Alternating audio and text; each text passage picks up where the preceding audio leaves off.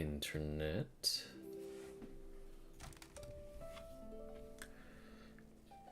Internet, are we good?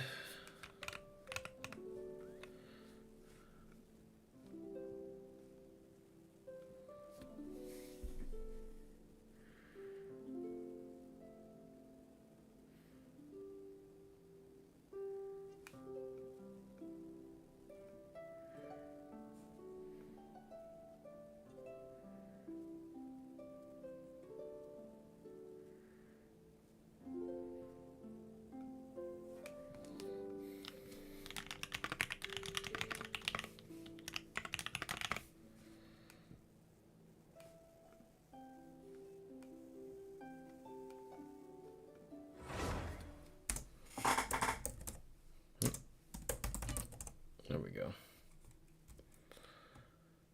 Mimi Fayette. Oh, I should probably.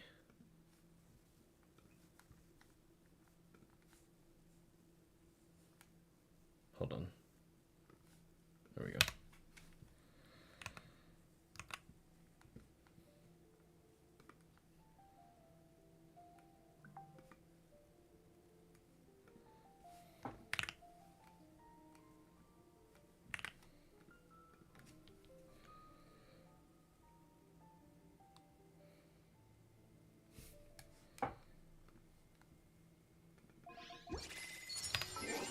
Any mail? Oh, okay, cool.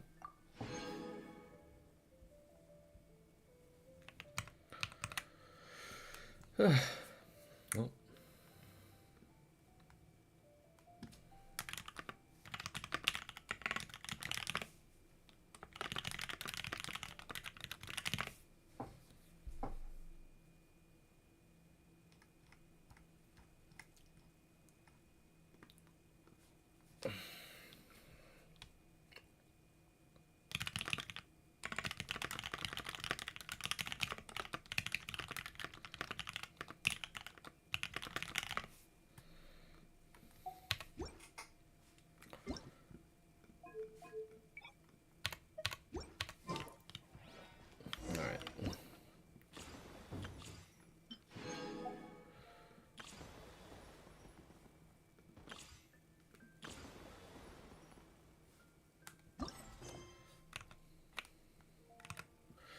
Let's go celebrate Lantern Rite.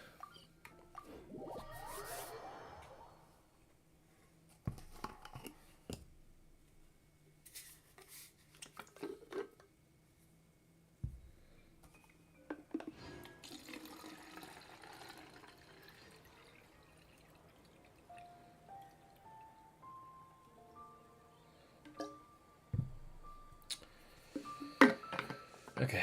If you are presently unoccupied, perhaps we could stop a while at one's abode for some repose and conversation.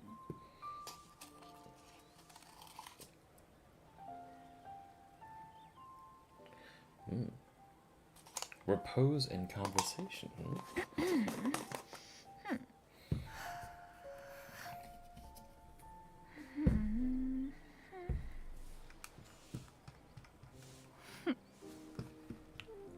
Take a walk around Lier Harbor. Let's go.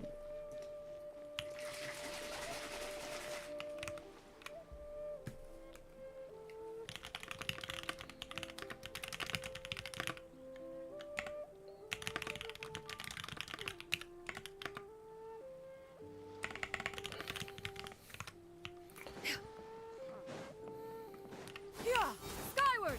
Scatter! Oh, my bad. Sorry, kitty.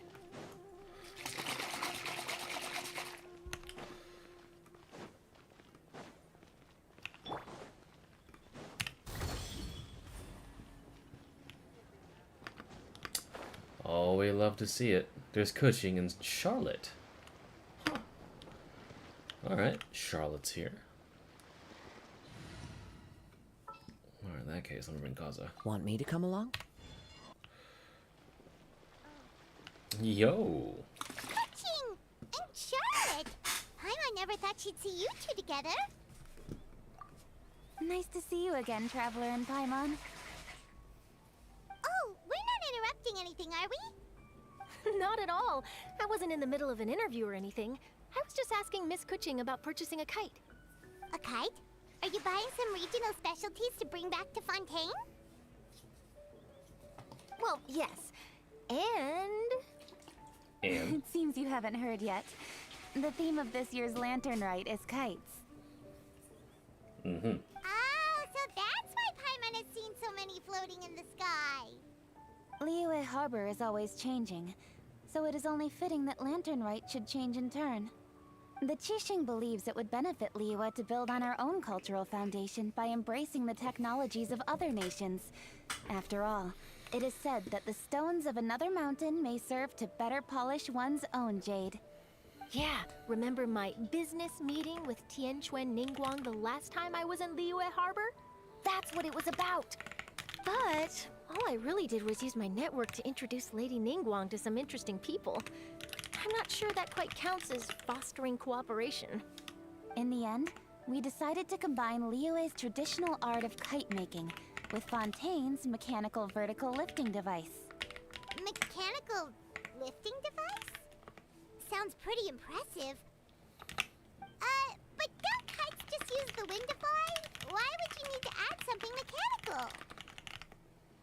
Well, you've actually just answered your own question, Paimon. How high and far a kite can fly depends as much on the weather conditions as on the skill of the person holding the string. But as soon as there's no wind, you can only flail about helplessly like a sweet flower medaka out of water. Experience doesn't matter at that point. Exactly. Liyue is now a nation ruled by humans, after all. It's about time we had the power to make a kite fly, don't you think? Plus, the easier we can make it to enjoy, the more people will want to participate.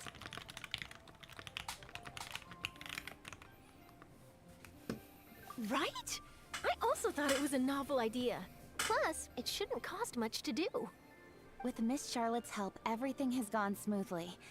Our new mechanical kites are already available to purchase from a stall in the harbor. We're having trouble keeping up with demand. We also gave quite a bit of thought to the price. We didn't want it to be too much more expensive than a traditional kite. Cool! Turns out you two and Ningguang like playing with toys just as much as Paimon! Toys? They're not exactly toys. You see, Miss Kuching, that does seem to be everyone's first reaction. Although kites are one of our most time-honored cultural relics, outside of their use in certain ceremonies, I suppose they're considered playthings more than anything now. But to me, there's so much more than that. Think for a second about how remarkable it is that a flimsy paper kite attached to a string has the capacity to touch the sky. It is this slight piece of paper that also carries the weight of Liyue's cultural traditions.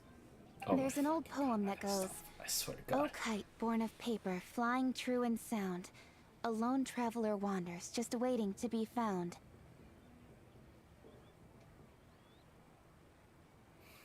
I'm so pissed right now.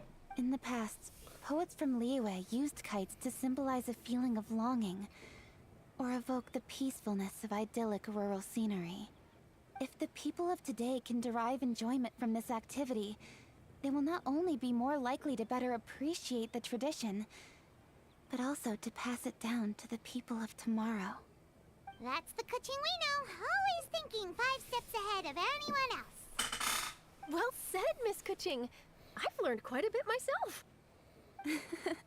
As long as you're willing to listen, I'm happy to share. I also know quite a lot about the various folk traditions related to kites. For example, whenever a kite blew away, people would say it was the Adepti that summoned the wind to take it away as an offering. That way, you can turn an unfortunate event into an auspicious one.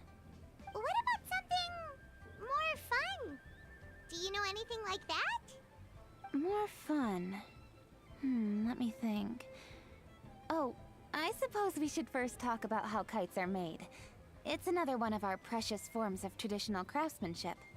My grandfather told me that, back when he was a boy, children learned the art of kite making step by step from their elders. First, you use the thin strips of bamboo to construct the frame. Then, You draw a design of your choice on a piece of paper, paste it onto the frame, and tie on the string. Then, you look towards the sky and release the kite to soar among the clouds. Some people write down certain names or desires on their kites, cut the string, and let them fly free. Others may place particular thoughts or meaning into the design itself. Are certain designs associated with certain meanings? I'm gonna jot all of this down. Well, for example, kites in the shape of a butterfly typically symbolize freedom, happiness, or the desire to break free. Fascinating. What else can you tell me? The scissored-tailed swallow is the most classic design. It symbolizes good fortune and joyful tidings. Different colors also have small variations in meaning. Are these commonly understood meanings and symbols in Liyue? Kind of like the language of flowers in Fontaine. I believe so. Most have probably heard something about it from their elders at some point. If you're interested, Miss Charlotte, I have several books on the topic that I could lend you. They could be a useful reference. That would be a huge help! Great! Looks like I've got the outline for quite the article on my hands. Well, hope it goes well then. Perfect! We're gonna take a look around. Then I'll show Miss Charlotte to my home for a little while. I almost forgot. The Ministry of Civil Affairs is hosting a kite flying contest on the night of Lantern Rite. If you're interested, you're more than welcome to bring a kite and participate. The rules are simple. Whoever flies their kite the highest and furthest within the time limit will receive a special honor along with a secret prize. I've already prepared more than enough empty film for the event. I can see the spectacle already.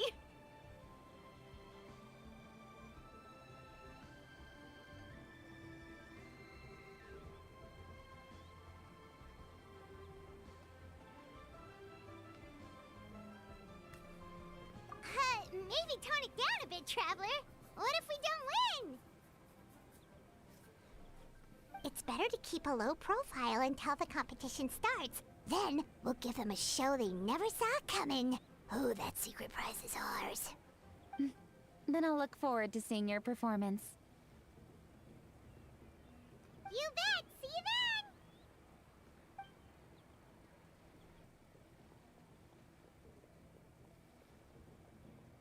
Wait, Traveler? Take a peek to your right. Do you see those two people lurking over there? Is it just Paimon? Or were they staring at us the whole time we were talking to Kuching and Charlotte just now? They seem fishy. Huh. Well, yes, but something's up. Paimon just has a bad feeling. Do you think they could be treasure hoarders? They always seem to be stirring up trouble during Lantern Rite. Oh, Paimon's sick of waiting around for something bad to happen. We should strike first, you know. Foil their plans before they even begin. You go right, Paimon will go left. Hey, wait.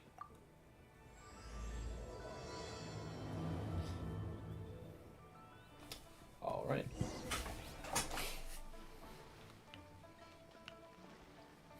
Paimon literally just went. She went out of my inventory. All right, cool.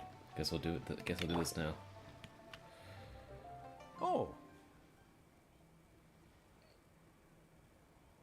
It is with such an air of urgency that you appear before us. Your comportment suggests you believe us to have committed some heinous crime.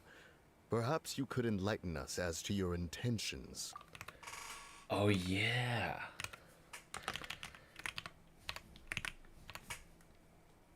Who are those absolute strangers? I don't know, but I totally forgot that Zach Ether voices this dude.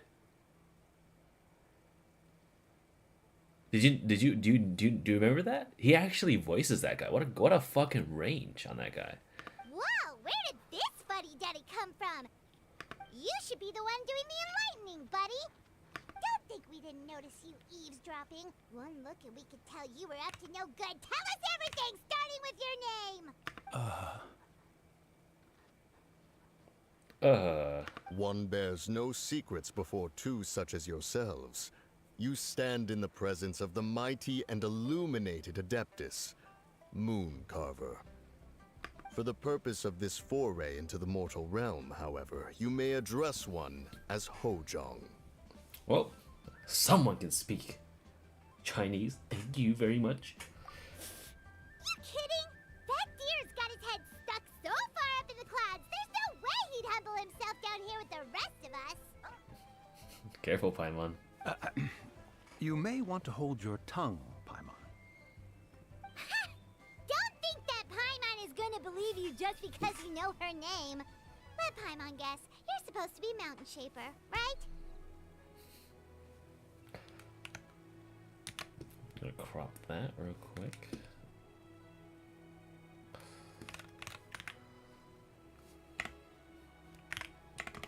There we go.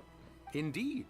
Mooncarver and myself have descended upon the mortal realm for a visit. The two of you may call me Jehu. Jehu. Fair enough. Looks like you did your research. But in our experience, the harder you try to lead us on, the more likely it is that we've got a big fish on our hands. We'll go straight to the Millilith and have you arrested for impersonating a Adepti. Bro, you gotta fucking stop, dude. Preposterous. Utterly preposterous. Well, if you really are who you claim to be, can you perhaps prove it? Right. Tell us something that only an Adeptus would know. And it better not be some common knowledge that any person on the street could tell you. Me too, man. During the last Lantern Rite, we gathered at Mount Hulao with Rex Lapis and made use of Cloud Retainer's supreme cuisine machine to prepare bamboo shoot soup. Perhaps you have some recollection? The flavor of that soup was more than enough to whet one's appetite. As such, Cloud Retainer assented to my use of the device beyond that singular occasion, providing other recipes to boot. Since then, one has dabbled in the pleasures of the culinary arts whenever time allows. Did you say culinary arts? Dabbled? Upon one's last sojourn to your mountain, did you not immediately attempt to hide the device behind a chunk of amber as soon as one's presence was known? Did one not speak up on your behalf but a moment ago? This is how you choose to repay that kindness? One is simply trying to emphasize the veracity of our claim. That does not mean you should reveal personal matters so readily. They might think one bears no difference from Cloud Retainer. Forget it. One does not have the breath to waste on such petty trifles. Well, I guess there really are Adepti. That might have been more detail than we needed. Seems like you two are the real deal, and Paimon sorry for suspecting you. But, for beings as forgiving as yourselves, this is just water under the bridge, right? Well, take it as a compliment to the quality of disguise. You indeed have an agile mind. Cloud Retainer was not mistaken in her high estimation of you. Paimon's still curious about something. It's just... Paimon can understand why Mountain Shaper is here, but why did you decide to come to the city, Mooncarver? It's not really your thing, is it? You also fuck. It Cloud is Retainer. but an inevitable eventuality. Oh. Long have the mountains remained strangely idle since Cloud Retainer's move to Liyue Harbor. With Lantern Rite near at hand, one would expect Cloud Retainer to provide us with an account of the festivities in advance. Yet to this day, she has failed to appear. Cloud Retainer is hardly the forgetful sort. One must never rest idle in the face of that which demands action. And since our acquaintances dwell in Liyue Harbor, we had to travel here in human form to avail ourselves of their aid, Cloud Retainers in this case. But a moment ago, one heard you speak of a mechanical kite of sorts. It appears the essence of the situation has hitherto revealed itself. Now it is time for one to retire back to one's abode. So, you're not looking for Cloud Retainer anymore? Perhaps there are aspects of Cloud Retainer's temperament that remain opaque to young Paimon. Given one's understanding, one can only imagine the anger that now consumes her. Cloud Retainer is of a proud and arrogant disposition. She holds the belief that her skill in mechanics surpasses that of all others. One can be quite certain it is hardly with an open mind that she regards the arrival of this new technology. One surmises that she has shut herself away, refused all company, and buried herself in the study of her own creations. To call on her would only invite her rebuke. Please just step in the However, frame. if you do happen to cross paths with her over the next few days, do pass along one's regards. Sure, leave it to us. Have a safe trip back, enjoy the scenery, and happy Lantern Rite! Thank you for your kind words. We shall now depart. We got all worked up for nothing, huh? All that trouble and it turned out to be people we knew all along. Well, it's still pretty early. Let's head over and check out the kite stalls. Paimon wants to see what kinds of kites we can buy to use in the competition. The bigger and prettier, the better.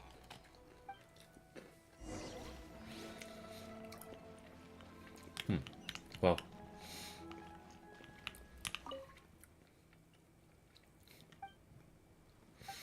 I guess we're... Is everyone in their respective place right now yet or no? There are a lot of kites though. I wonder if they have collision. Let's see.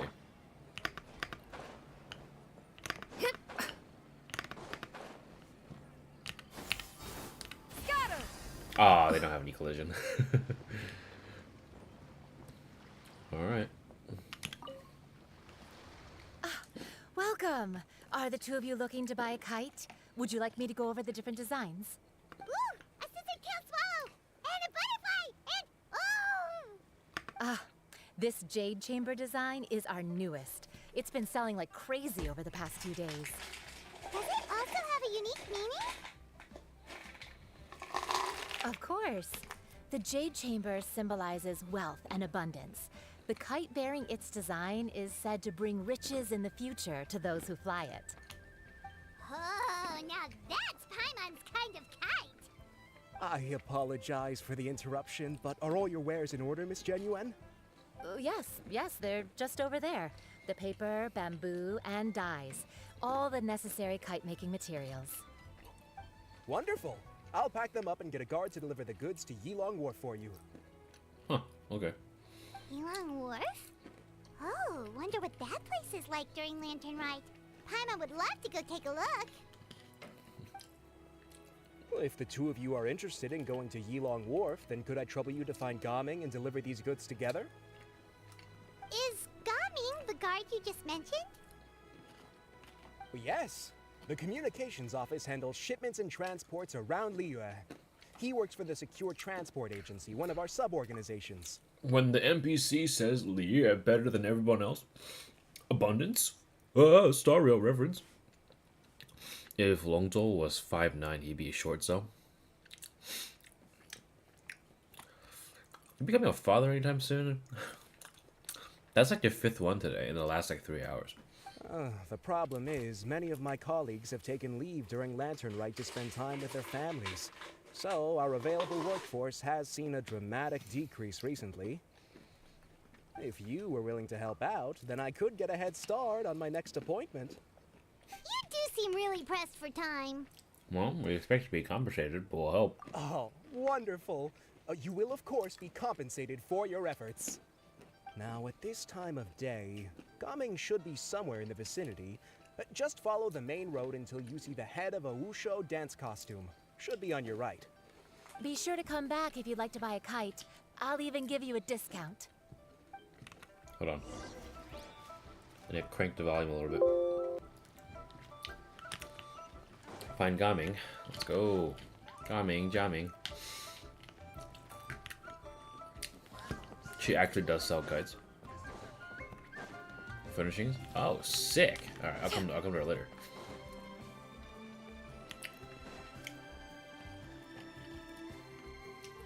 Wait, I thought we had an agreement. Loser buys dim sum tomorrow? Look at you. Scowl like that for much longer and your face might stay that way. Hey now, don't be upset. How about this? You extend the invitation and I'll pay. No way, Gami. You're always the one picking up the tab. I'm not trying to be a sore loser. I just didn't expect you to come from behind to win like that. That means you lost. That was nothing. All in a day's work, friend. Perfect. Gaming is here. Sorry to interrupt, Gaming. We just spoke to a guy from the communications office who needs you to deliver some goods to Elon Wharf. Do we know this guy? Oh, it must have been Longzhou. Looks like I've got work. Gotta go. Sure, go do your thing. Let's have a rematch when you get back. I won't let you win so easily next time. The NPC wave, dude. Alrighty, you can hand the goods over to me. Must have been heavy hauling them all this way. Let me take them off your hands. It wasn't that bad. It's just some kite-making materials. Plus, we didn't have to walk very far. Kite-making materials. I see. I'm glad it wasn't too much trouble, Paimon. Still, I owe you one. Ah, and you must be the traveler. It's nice to meet you. Thanks for your help. Huh? You know us? There probably aren't many in Liyue who don't. I've heard quite a bit about you two. You're quite well known around these parts. Oh, and please excuse Longzhou if he forgot to thank you. Take my thanks in his place. He's a good guy. He's just been super busy lately, running around from place to place. Don't be too hard on him, yeah? Gaming always comes from behind. Supposedly he really likes Yunjin. So I need to look into those voice lines real quick. So, you here for Lantern, right? Yep. It's always so lively this time of year. We were actually hoping we could tag along to Elon Wharf and have a look around. Perfect. We'll go together then. I'm good with directions, so just follow me. Trust me, I know my way around. We can exchange stories, tell jokes, or just chat along the way. Oh, and there are a couple of good places to eat along our route. We can stop and grab a bite when it's time. The ingredients are fresh, the portions are generous, and the prices won't break the bank. You can order anything, and I promise, you won't be disappointed. Order anything? Well, she seems to be drilling, dude. Hey, did you really have to call Paimon out like that in front of our new friend? Don't worry, I understand. I joke around like that with my friends, too. It just shows how close you are. I was not joking. Do you need to pack anything up before we hit the road? I can wait. Nope, our things are always packed and ready. We're pretty much travel experts at this point. Oh, that's right. Then let's get going. If we run into any trouble, you can count on me to protect you. I am a guard, after all. Pull him straight out of my ass.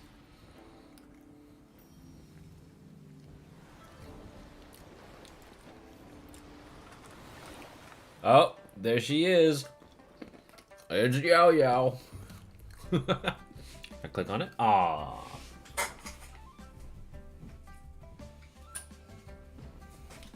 Yao Yao spotted.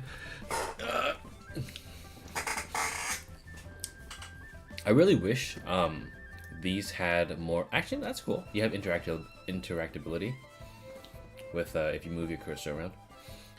I know that's because I remember in Star Rail, during the Fixture Garden update, if you clicked on the ghosts on the side, like they would have like interactions. I was hoping like you can click on the characters and then they can like do some little interactable things like that.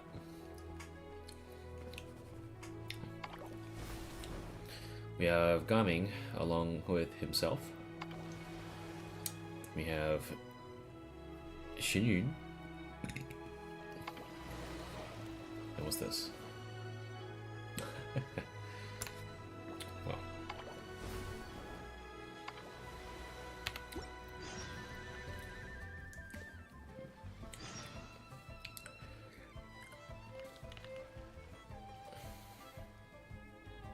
Let me see.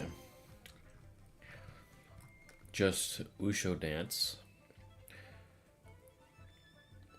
And then Paper Shadow Ruminations. Meet up with Wenxun and Xiaqing. The second minigame's of bumper cars is not bad. Alright, I'll check it out. Let me get the I wanna get this done. Cause oh shit, wait, I only have 30 minutes until the daily reset.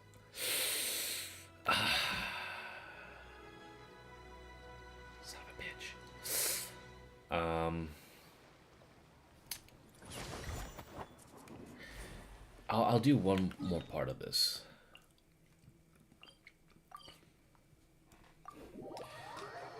Commissions take like 3 seconds, but I need to do them only in 2-player, remember? And well, actually no, my Gaming's actually pretty built. Here, hold on. Let me get my laptop up. I got this.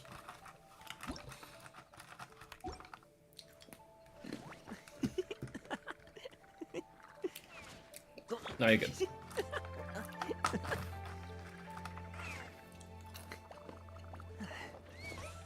You're good. My Gaming is pretty built actually.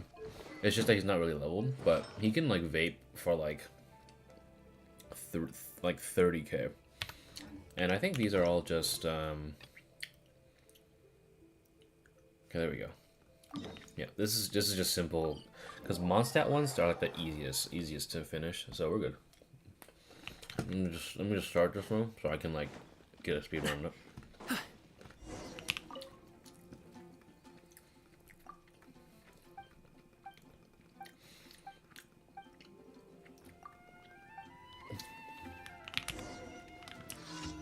Give you dandelion seeds. There you go.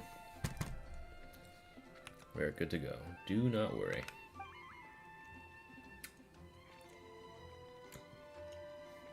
Gami's pretty strong. Mine has okay MH 4 and Blackcliff. Plans like 5. Yeah, dude. He's actually pretty. He out of all the people that to build, I never thought he'd be the one I built first. But then again, his materials are like infinitely easier to get.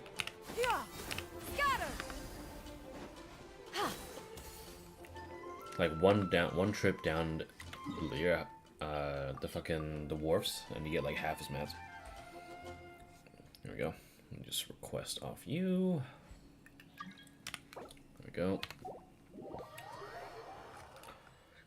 All right, there we go. Let me just. Skyward, scatter.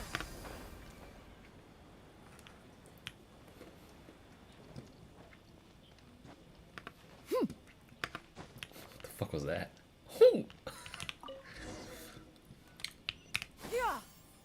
Skyward, scatter. There we go. I don't know why I did that. I could have just done this.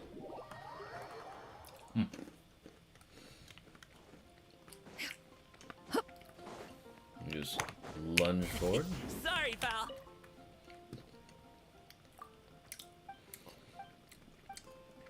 I set my stuff back to Mondstadt because I realized that half my shit isn't done yet. I still haven't gotten like For Love of Godwin, or like the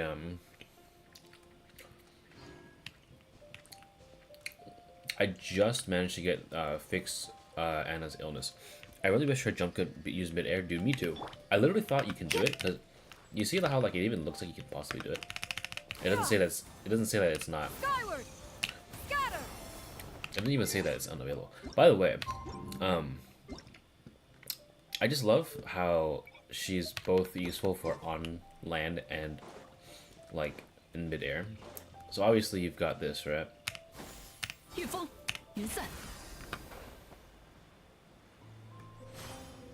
Oh, I fucked that up.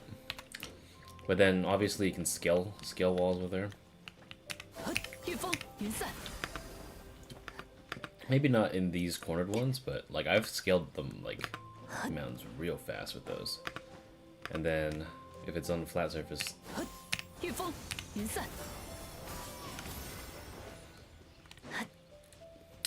Oh, this is gonna pose a problem. I don't want to blow up, man. Just... I gotta be careful with this.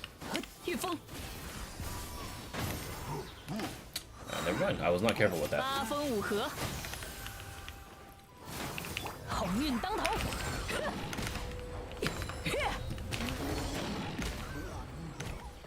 Hey, you, come here.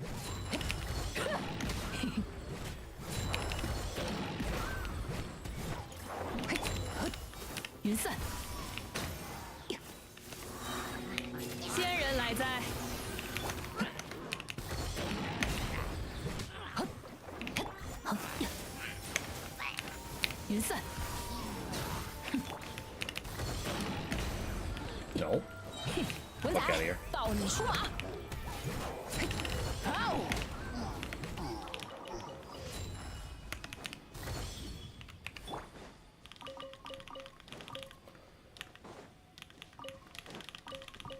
There we go. Cool. And now this one is just, I believe this is just a ruin guard? Yep. 如今人间风调雨顺，云散。八风五合。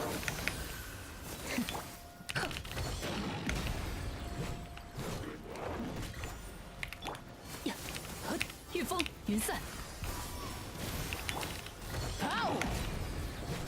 I'm so lucky it's raining right now.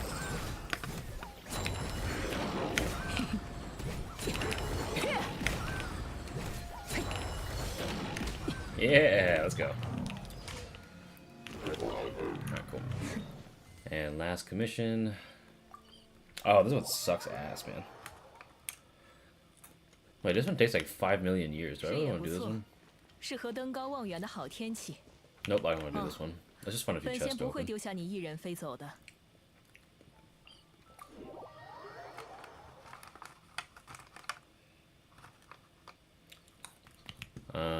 Oh, there's a chest we can open. There's a chest right here too. Perfect.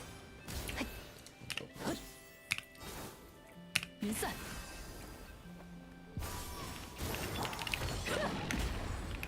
仙人来哉！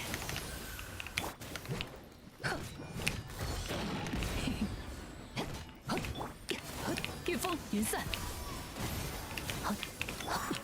好。 Alright, that's one. 哇，好亮哦，这批货。 Oh. Hey, look at these guys. You got exactly what I need.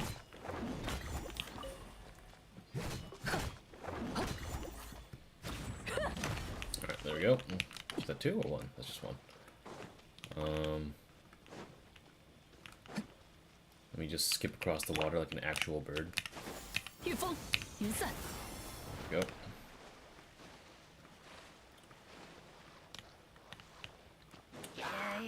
What's up, boss? 微水武兽。好。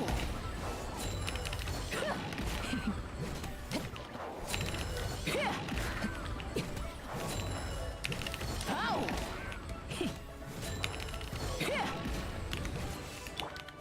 御风。八风五合。好。好。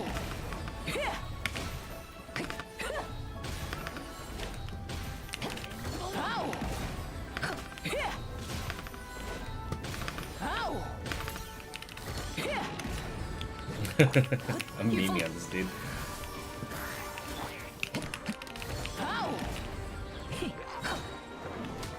There we go. 好运当头。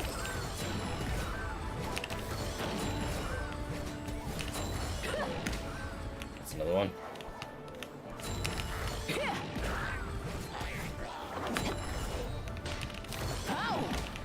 There we go. 淡淡定定有。御风。 There we go. Dude, I love being smooth with myself. I was kind of pissed that I didn't even notice these. That's 2 from this turtle. Nice. Okay. 御风云散。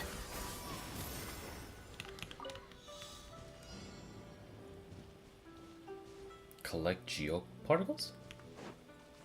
What do you mean? 云散。 Oh. Wait, what?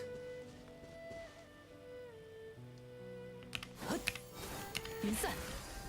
Is there a special mechanic I can use, or? Hmm. 云散。 Alright, I'm getting...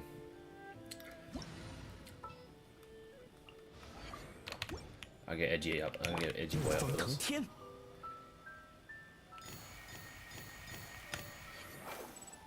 Alright,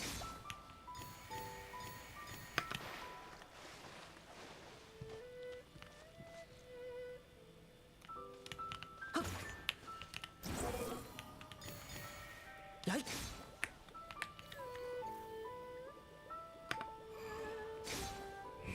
Hey.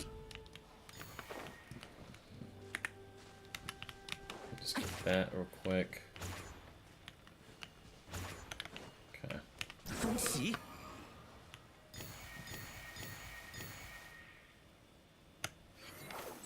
Oh, I might not actually get it. Fuck. Alright, well. Was there supposed to be a mechanic for this? Seems kind of weird.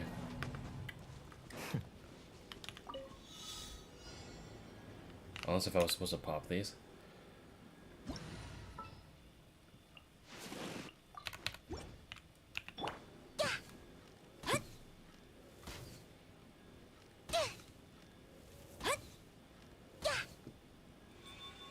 Oh, well, that would have made my life like 3 times easier, huh? Okay. God, imagine if I just did that without even noticing this. Damn.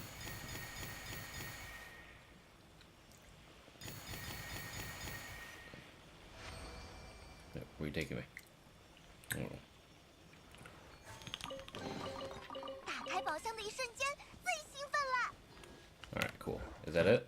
Yeah, we got it. Alright, cool.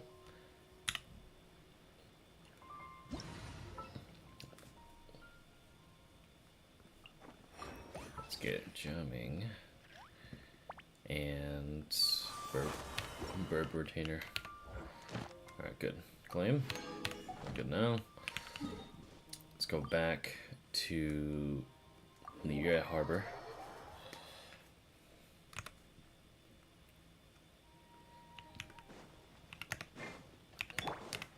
御风云散。 Alright. Kick. It's so weird watching myself do the thing that I'm doing on like my left screen. Alright, cool. Let me activate this so I don't forget. And then I'll rejoin on myself. 向着星辰与深渊，欢迎来到冒险家协会。 There we go. 感谢你完成了。 Cool. Are we close now? Yep, they just reached Friendship 6. I do want to see some of these though. Hold on. Gaming about Yunjin. 云锦大师是我榜样啊，不管内行外行，听过他的曲的都说好。啊，真是不得了！什么时候微水队能做到云汉社1半的影响力？我做梦都会笑醒啊！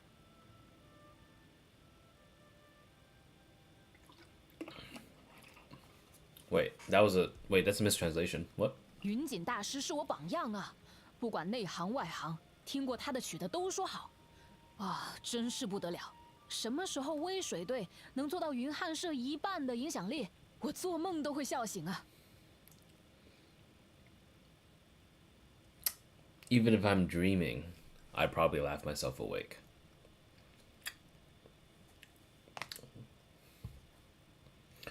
Huh. Interesting choice of interesting localization there. Alright. How about everyone else? 咸鱼姨很关照我，见我的兽首磨损了，马上说要做10个8个比我人还高的兽首给我。哎，我讲到口水都干了，他才同意在我原来这个上改良。现在我这个兽首又威武又轻便，兽披随时随地都能飘起来，就像有先锋拖住一样，我超喜欢。新燕的演唱实在是太有感染力了。 文仔听的时候也一直摇头晃脑的，喜欢的不得了。有机会的话，真想请他一起办一个火爆摇滚武兽会。哎，你见识多，你觉得有没有搞头啊？我猜那位钟离先生一定是位出身富贵的文人雅士，不管我运货到茶馆还是戏台，都能撞见他在喝茶听书，一看就懂很多的样子。哇，有次无意中听到他跟别人讲茶，当时我就觉得他跟我老爸肯定可以讲通宵了。 哦，那位记者小姐吗？我知道她，仪龙部的枫丹人都喜欢看蒸汽鸟报，我也经常蹭着看看，有很多不得了的新闻都是他写的哦。哦，我记得你还上过头条啊，是不是？七七小妹妹非常热心，见我每次来不补炉都抓很多药，觉得我是因为身体僵硬才会摔跤受伤，所以教我做了柔软体操。好简单的，你也试试。来，1、2、7、7、2、2、7、7。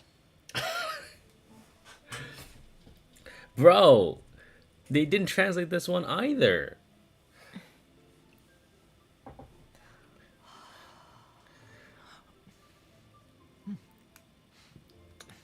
Okay, so this one is like 1277, 12 chi. That's chi chi, you know.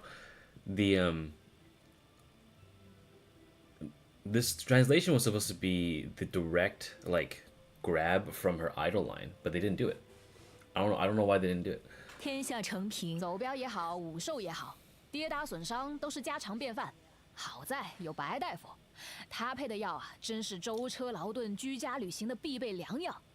镖局的兄弟们都托我来礼月港的时候，帮手带点回去的。No Yaya line said. How many people actually talk about Yaya? 多得玉恒星大人，他带头整治完仪龙部跟离月港之间的运输路段之后，盗贼都不敢那么猖獗了。啊，我会不会失业？那又未必。就算不用跟贼人打架了，单单抬抬这种粗重功夫，总要有人干的嘛。Okay. 听说那位仁兄有纯阳之体，按照我们那边的说法，他体内可能虚火很旺啊，应该多喝点凉茶哦。他。凉茶? You want him to drink more? You want him to drink cold tea? All right. 飞云商会是镖局的老主顾了，印象中一直都是他们的大少爷在打理生意上的事情。有次行秋少爷难得主动问起镖务的事，我就一五一十的将飞云商会最近货物的路线和收发日子告诉他。结果他问的是能不能透露一下万文集社最新那批货什么时候到？香菱大师傅有好多拿手菜，我最喜欢那味水煮黑贝炉。虽然每次都用水涮了2次先吃，还是辣的我，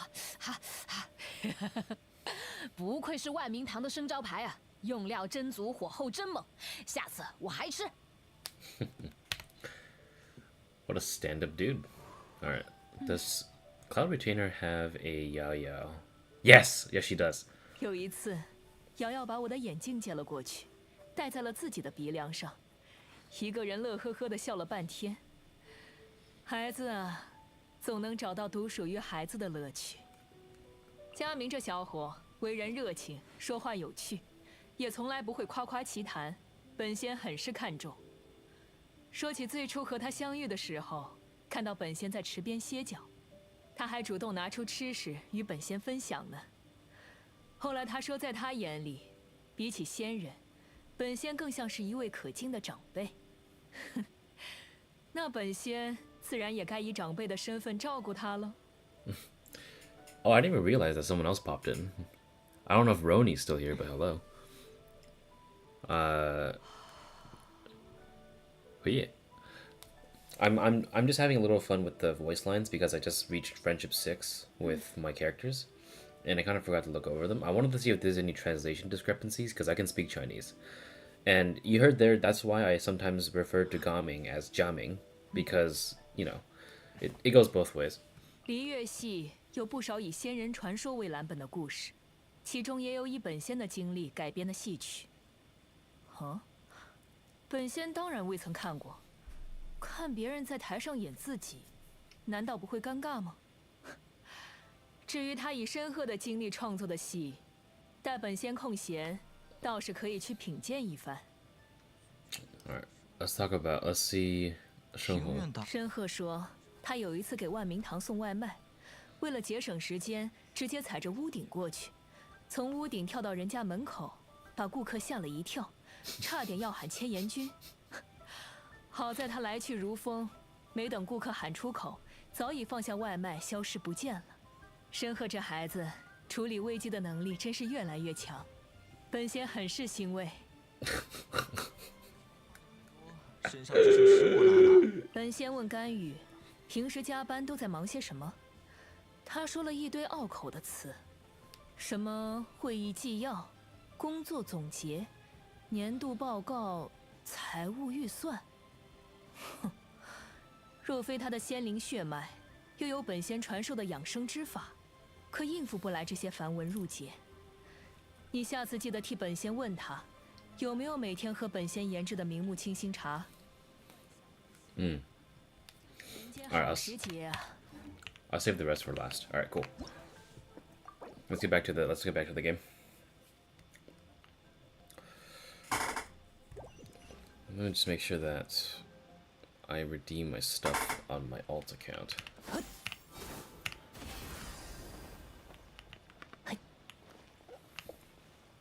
Because I think I didn't play Genshin for like 47 hours, so I'm not sure if I missed anything. Okay. It does seem like I might have missed yesterday, I'm not too sure. But, I mean, looks like my alt and I have the same... Alright, cool. Let me just alt tab on that. And we're good. Oh, there's some mail. Hold on. There we go. Alright, cool. Let's get back to business. Let's swap back to English for now. Up we go. Oh, not that way. Here we go.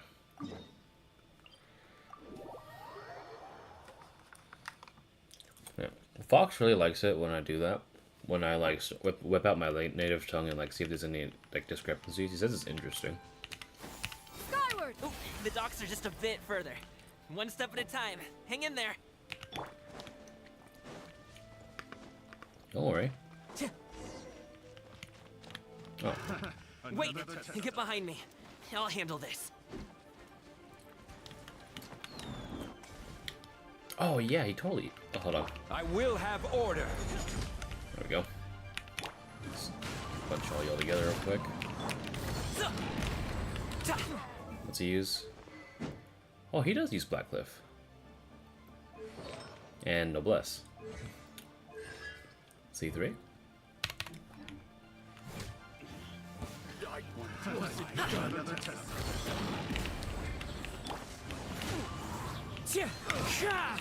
This is order.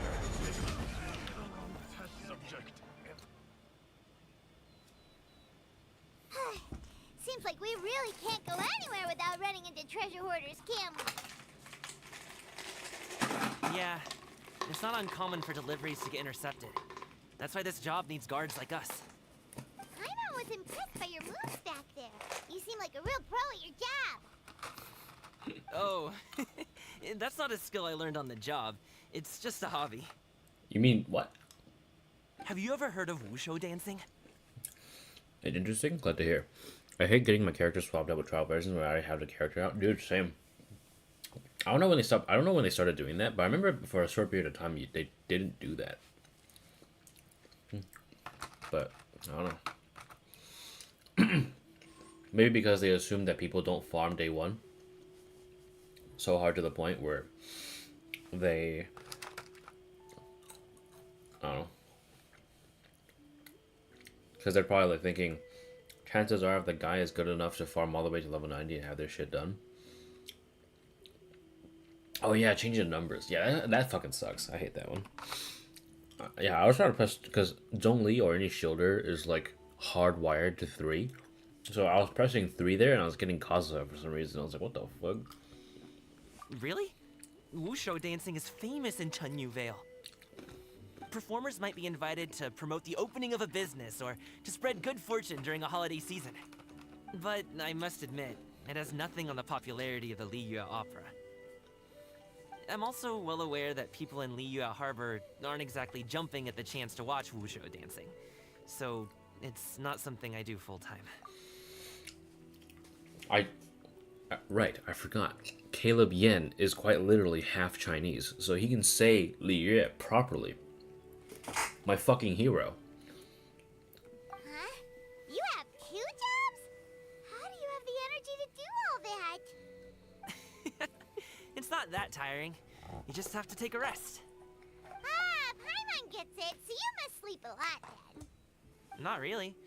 Just yesterday, I stayed up all night playing cards. Oh. Let's go. The docks are just up ahead.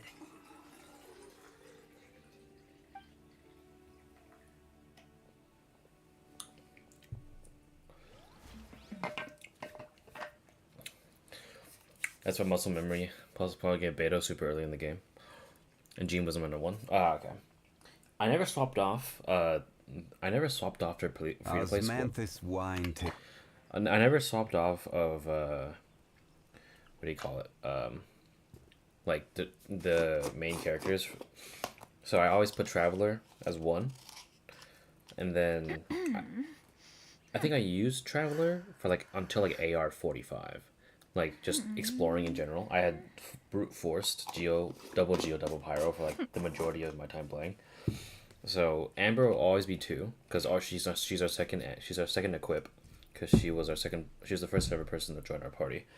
So Archer's always 2. For 1 is always someone of like major importance. So the main damage dealer and or the person I want on all the time.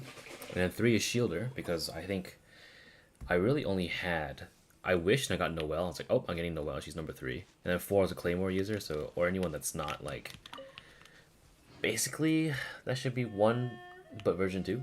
So Claymore users like D-Luke, or maybe support characters, I believe. Peepo, hello, Peepo, Peppo, how are you doing? Good morning.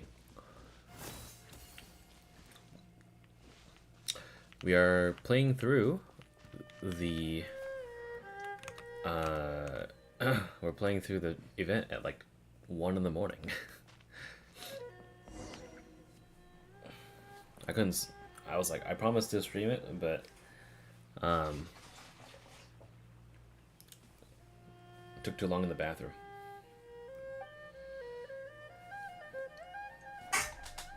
Finally, we can rest.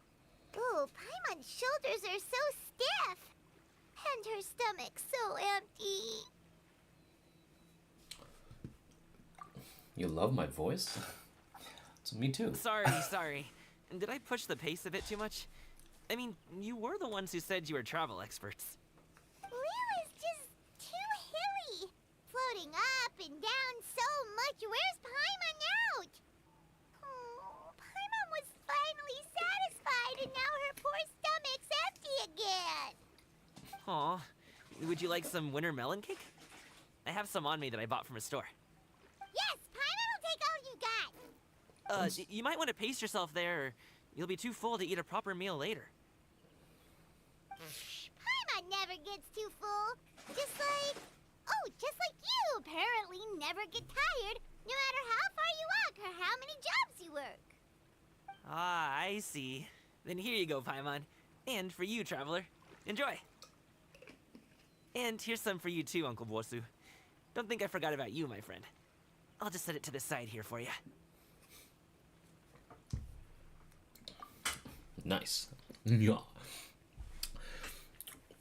If there's anything in regards to this quest or in regards to this event that requires like that hit the spot. Paimon thought she was going to starve to death for a minute there. That close of a call, huh? I've been eating winter melon cake ever since I was a kid. You can buy them from all sorts of places, whether it's a small vendor on the side of the road or a big restaurant in the city. But each place produces cakes with a slightly different flavor. If you like these ones, I can give you the address of the shop I bought them from. I'll just have to check when we get back. Oh, all my jabbering must be making it difficult for you to enjoy the scenery in peace, huh? Don't be afraid to tell me to zip it for a little while, okay? Really, I won't be offended. It's okay. Paimon is kind of enjoying listening to your chitter-chatter. Aw, a fed Paimon is a happy Paimon, huh? Hey, Paimon can be in a good mood anytime she wants.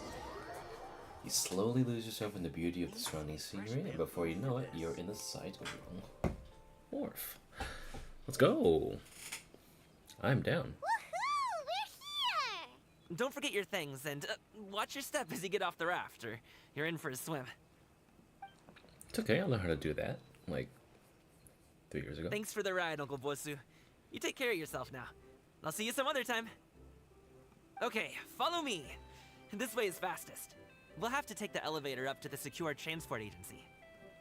By the way that he's saying Bosu is correct. There is no B-U-O, it's just B-O. Oops. Oh, let me steal some of their tea leaves. Oh, yes, give me some. Yes, give me some Chunyu Adepti. Bosu left Quest Peak already. Alright. Alright, let me see if I can cheese this. Hey, come back. Yeah. Cool. Will we ever see him again? No. P character design gone. Oh, I think I heard like a twinkle somewhere. Nah, forget it. Ah, there we go. Sorry, Jindran. And then... Yeah, skyward, scatter. There we go. Hey! Slow down. I'm begging ya. What is it? No one's gonna try any funny business when the street is this packed, right? No, but... Oh, there we go. I'm stealing their weed. Give me that shit. Alright. Got fireworks here. Oh! Wait a minute. Hold on. So, I'm assuming Chunyu Vale is also decorated with Lantern Rite stuff? I mean, it should, right? Ah, what trinkets have we here? Present. Yeah, skyward. There we go. God, I love doing that. I love fucking doing that with Shinyu. Oh, well, how should I put it? You're tired? Come on, spit it out! Do you see that group of people over there? Those are my relatives. Wow, you sure have a big family. Once they start buying things, they won't stop perusing till it gets dark. This is bad. They're your family, not your arch enemies. What's there to be afraid of? Unless... Oh, did you do something horrible to them? No, it's not that. I think it's the other way around, buddy. I'm just not that good at dealing with my family. It would be best if we could steer clear of them. I'll explain more when we have the chance, but right now, we've got a job to do. Then we'll have to sneak past them. No problem, friend. The left side looks pretty packed. Let's go straight. Slow and steady wins the race. Just don't make eye contact. Got it.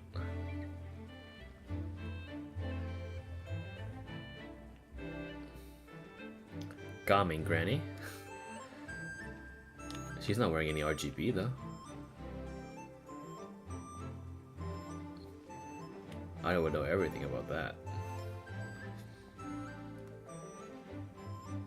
This feels... Let's wait here for a second. Maybe my aunt will leave. I got you.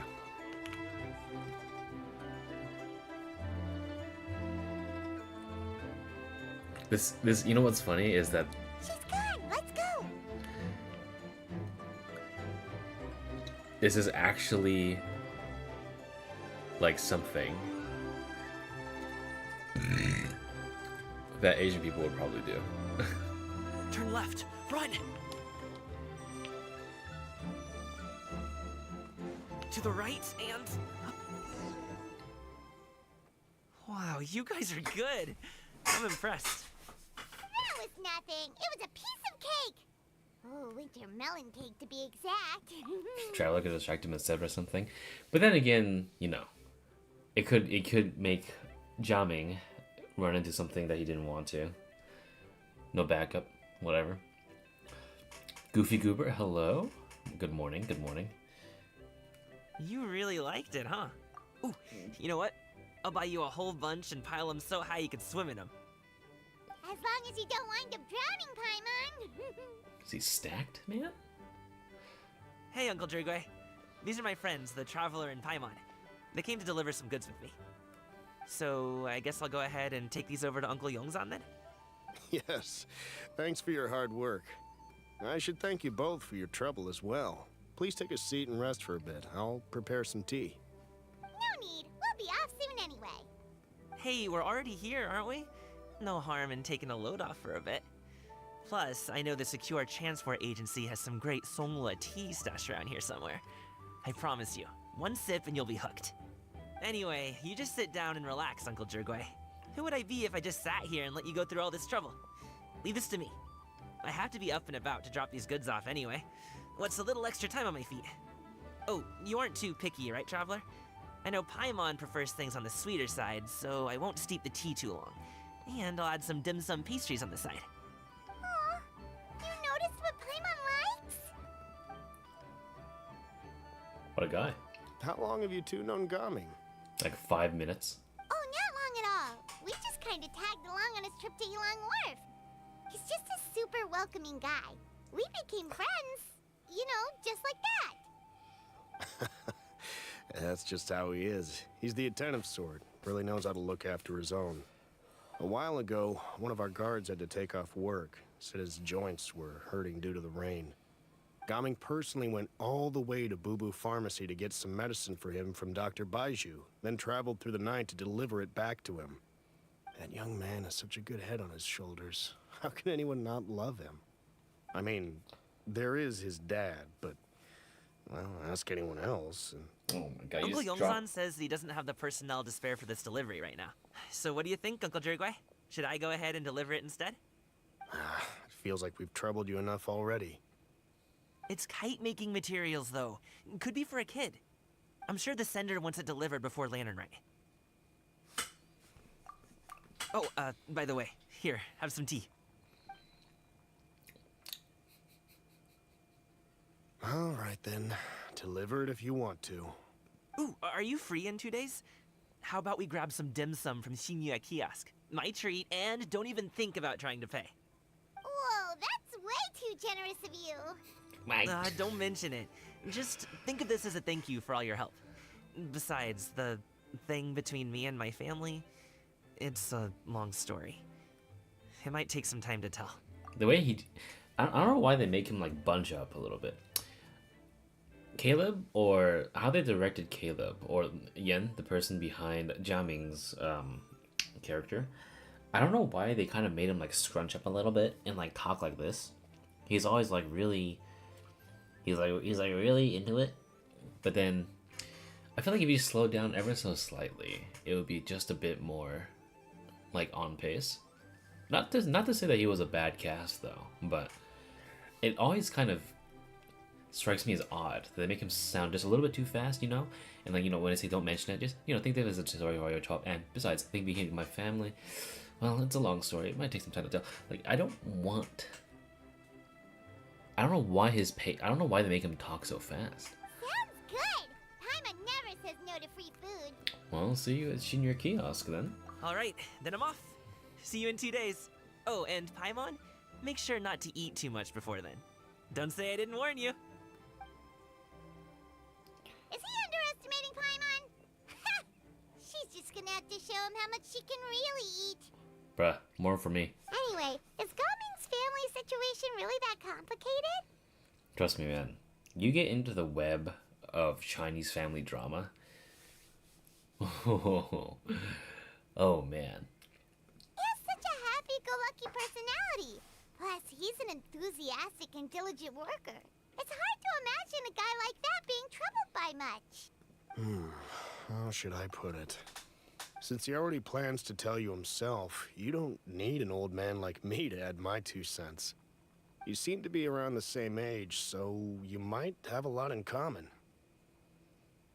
Perhaps you could help him talk things through. Consider it a favor to me. Well, I'll try if I can. If you have the time, maybe you can make a little flag for us to wave about.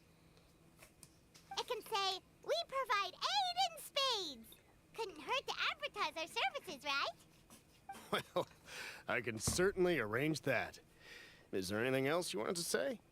Wait, seriously? Paimon was just joking, but if you're going to get us something, she'd much rather have winter melon cake instead. Seems like Gaming really has rubbed off on you. Would you like some more tea? I think there's some left. No thanks. We came all this way and still haven't gotten a chance to look around the wharf. We should see the kinds of kites they got.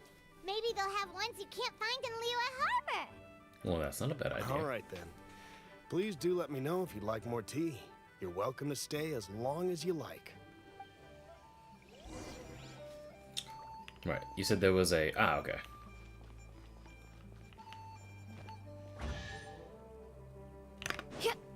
Oh, okay, okay. I see, I see. Got it. Well, I think it's made for the traveler size, so let me swap to Kazuha. Oh, my bad. Oh, my bad. Hold up. Okay, yeah. Let me just step on this again. There we go. Oh, fuck! I didn't mean it. Alright, well.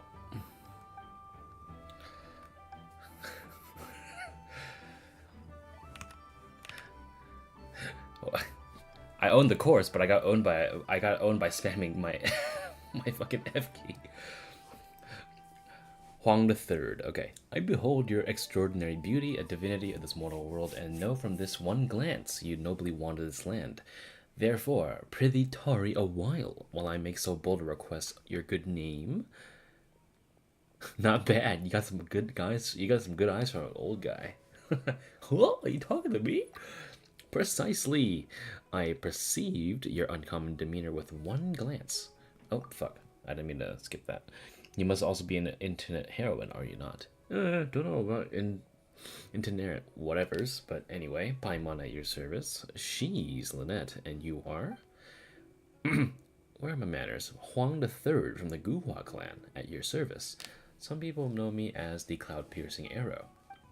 Cloud-Piercing Arrow? So you're a talented archer? It was just a moniker bestowed me in my youth. Pay it no mind. Oh, so you're Huang the Third, the one they call the Cloud-Piercing Arrow. Hey, don't tell Paimon you've heard of this guy. Wait a minute, did you just say Guhua clan? Oh, it rings a bell. Excellent. I thought the clan's fortunes had waned so much that its name was now all but forgotten. I did not expect you to be so well informed. To be frank, I've approached you because I'm inviting select interested parties to visit Wangshan Hall, our clan's stronghold, and explore history itself. If you have nowhere pressing to be, how about coming with me to see the hall? I promise you won't be disappointed. Wait, you're turning a stronghold into a tourist attraction? Well, our disciples are scattered all over Liyue, as the hall is currently deserted. What better time to invite some guests? What's more, it contains treasures never before seen. Huh? Treasures? Quite so. Grandmaster Guhua secretly established 12 secret chambers within the hall upon the clan's founding, in which he placed treasures now lost to the world. Wangshan Hall is hewn from the mountain stone itself, and its structure is complex and intricate. Over millennia, only a handful of these hidden chambers have been discovered. The disciples of many others are unknown even to us disciples. Well, I sense something special about you. Perchance you might stumble across one of the Grand Master Guhua's secret hidden chambers during your visit during this historical site. Surely not gonna fall for this. 12 secret chambers? For real? Lynette, we gotta see this. You know. Are you tempted at all? We'll be rich if we find that forgotten treasure. And that reminds me, isn't Xingqiu a member of the Guhua clan? Maybe he once trained there. Well, okay, fine, do it then. Hang on, how much does it cost to tour it? Cost? Surely you jest. We are honorable disciples of the Guhua clan and only wish to invite those of character to come to visit. We are not brash, swindling charlatans. I'm not asking for a penny. How about it then? Would you like to proceed to Wangshan Hall to explore our illustrious history? I mean, sure. You certainly are direct. Wonderful. Without further ado, I'll plan a sightseeing route for you both. Please follow the map straight to Wangshan Hall. Alright, bye! How does he know what a penny is? Who knows? Okay, give him my loot. There we go. Thank you.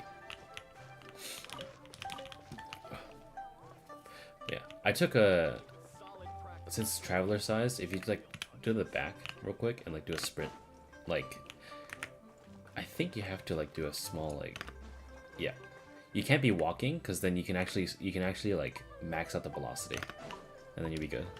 Because if you walk and then do this, it's set. But then if you have it running, like you can jump around a little bit. You can manage the velocity a little bit. Gaming is a good kid. I just wish he could reconcile with his family. You're around the same age, so he might listen to you. Please talk things through with him. Dude, I'm like older than everyone combined. But okay. Alright, cool. Walk around Yilong Wharf. You cheese it with Cloud Retainer. Honestly, who else better to do so? You should probably be glad in real life.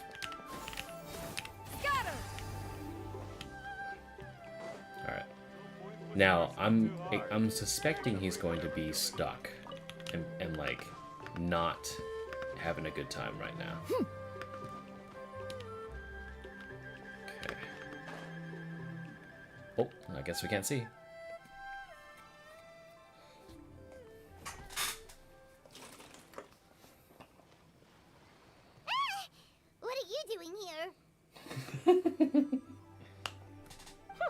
The way you speak, one might have presumed you were displeased to be in one's presence.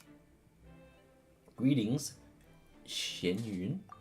Take note, Paimon. You could learn a thing or two about how to respect your elders. Ugh, starting on the elder stuff already, huh? Shouldn't you be back in your cave tinkering away at some kite-related thingamabob or something? What brings you out here? Damn, son. And what's with that huge box next to you? Ah! Paimon gets it. You're here to do some shopping, aren't you? I think you're selling stuff. And what of it? The Qixing's decision to integrate Fontanian technology into said kite-flying competition is of no consequence to oneself. Did you expect one to willfully compete against the whimsical trends of worldly sentiment, or perhaps even fall to petty sulking over such? It's not that we think those things exactly. That's just what Mountain Shaper and Mooncarver told us, or Tia something and Ho. Paimon can't be bothered to remember what their aliases were called. Anyway, they went to Liyue Harbor to look for you. They even asked us to pass along their regards if we ran into you. Oh, huh. Tianyun? Cute. Did she forget about them? It appears time has quite flown since one's arrival in Liyue Harbor. How could one have forgotten about those two old fossils? One shall have to bring them back some divine herbs to atone for this slight. Nay, given that one has ventured all this way to Yilong Wharf, tea would be more advisable. A great thought has illuminated one's mind once again. One is reminded that certain purchases have yet to be made. Perhaps you two could wait here whilst one performs this task. It'll be but a moment. Huh? Wait, here? You're really just gonna ditch us here to watch your stuff? Oh, that woman really just does whatever she wants. Burb retainer, dude. I'll leave the stuff watching to you, okay? Hey, not you too, traveler! Oh, all this Paimon ditching is super not appreciated. Just come back soon, okay? Paimon doesn't want anyone to try and steal his stuff. Welcome. Please have a look around. We only sell teas of the finest quality, sourced directly from Chaoying Village. Might I recommend the Sunglo variety? It's one of our specialties. Now, that sounds promising. One will bring some back for those old fossils, and all will be well. 2 boxes will do. Wonderful. By the way, we're actually running a special Lantern Rite promotion. Buy 3 boxes, get 10% off. 4 boxes will net you 20% off. 20% off 4 boxes. This merchant strikes a fair bargain. One might as well give some to Morax and Ping too. Then 4 shall suffice. I see. Are you intending to give these as gifts? If so, perhaps I can interest you in these exquisite gift sets. Buy 10, get half off. Dude, you're swindling the Adeptus. Look at the magnificent design, and the red ribbon gives quite the festive flair, don't you think? Such a gift would be sure to impress any lucky friend or family member. 10 boxes. Seems rather excessive.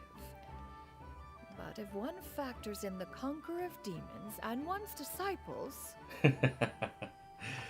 Oh my god, Cloud Retainer, please. You're like my mom.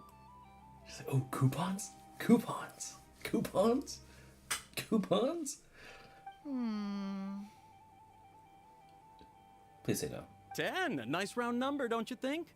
Of course you do. I'll even shave a little extra off the price for you. Step in, Lumine. That is agreeable. One will, I will have these boxed up then. How much to the Mora? Of course, right away. You're making yourself an easy target. I see you have quite the eye for fine items, mademoiselle. Perhaps some of my wares might also be of interest to you. Oh my god. Bro, please. I'm a toy merchant from Fontaine. You'll get nothing but the finest and most intricate clockwork toys Mora can buy here. Each one sure to be a source of endless amusement. Dude, you're talking to the craftsman or craftswoman of... She's gonna talk shit, dude. Perhaps you could enlighten me then. When should said amusement be derived? Oh shit. You are ready to fight. Well, that is, of course, best understood by playing with them yourself. If you could wait just a moment, I can bring one out and give you a demonstration.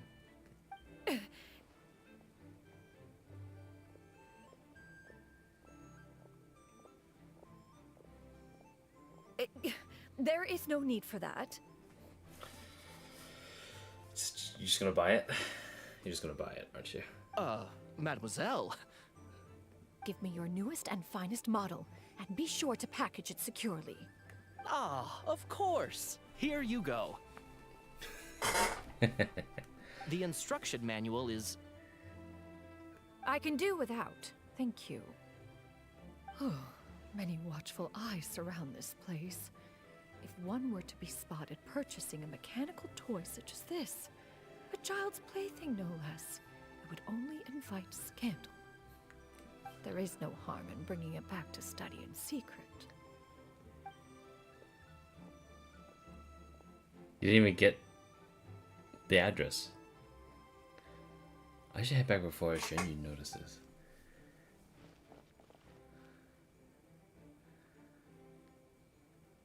Oh, Shenyan, did your shopping go smoothly? Naturally. One may not delight in social interactions, but that does not mean one lacks said faculties.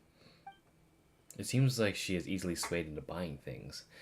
That box looks like that box looks fit to burst already. And you too? Are you not here to purchase things? We just haven't had time yet. It doesn't look like there are any kite stalls around Elong Wharf, but it does look like there are lots of goods from Fontaine. You are also planning to participate in the kite flying competition then? Also?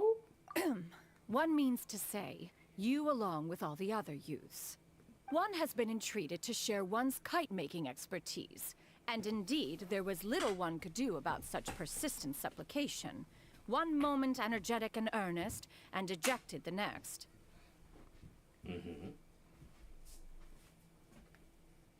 One had no choice but to acquiesce to these requests, and thus, one will be organizing a kite-making workshop to provide personal instruction in this art form.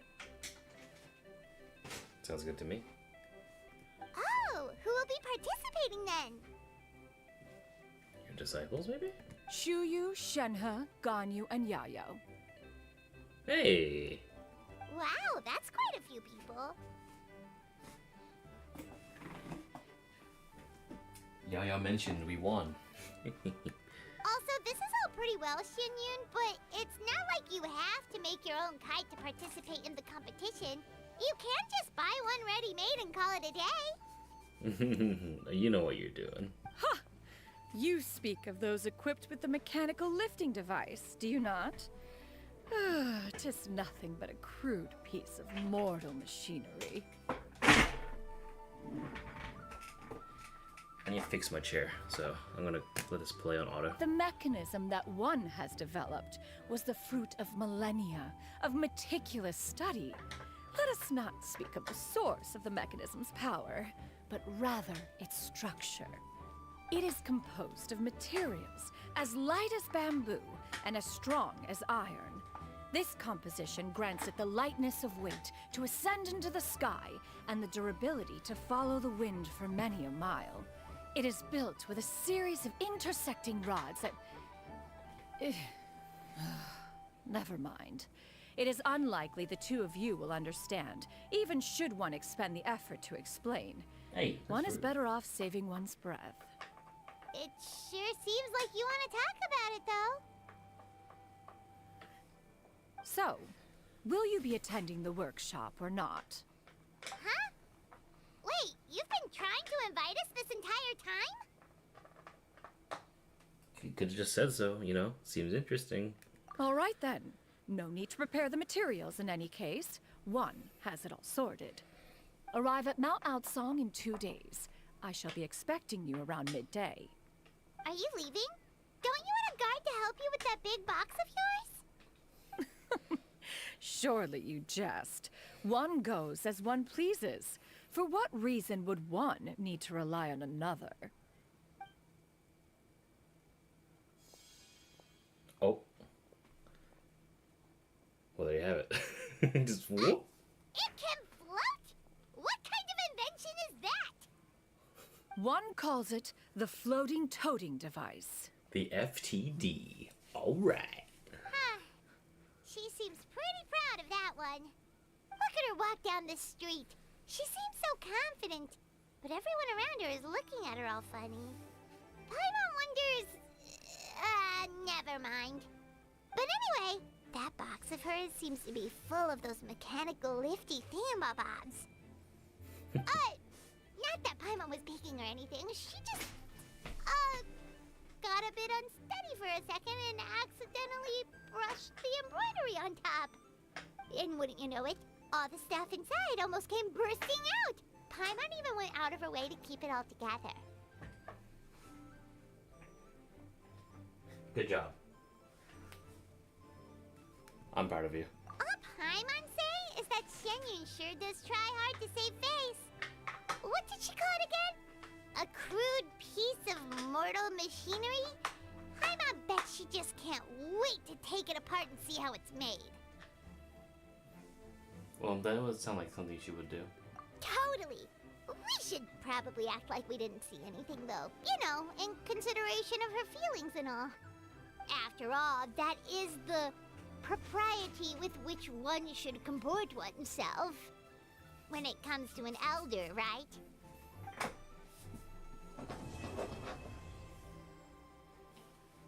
Part 1 done. Alright. Let's go to Senior Kiosk. Wait, 2 days later.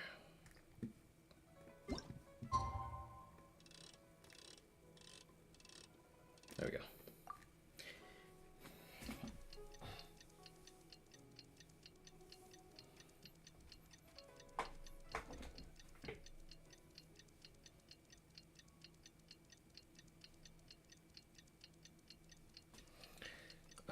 Here we go. That's what I forgot to fix. 1 sec. I just noticed there's a loose screw on my chair. That's why it's squeaking so much. I never bothered to fix it until now, but I'm gonna do it. Give me 1 sec. Will this fit?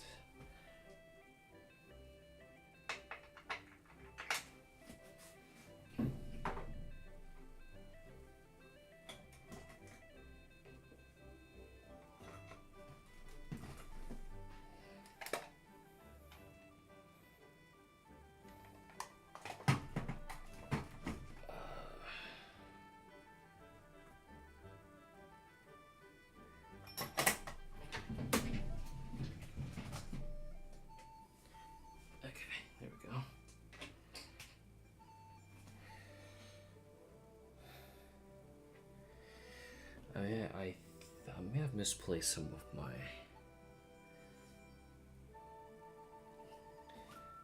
tools. I'll get back to it later.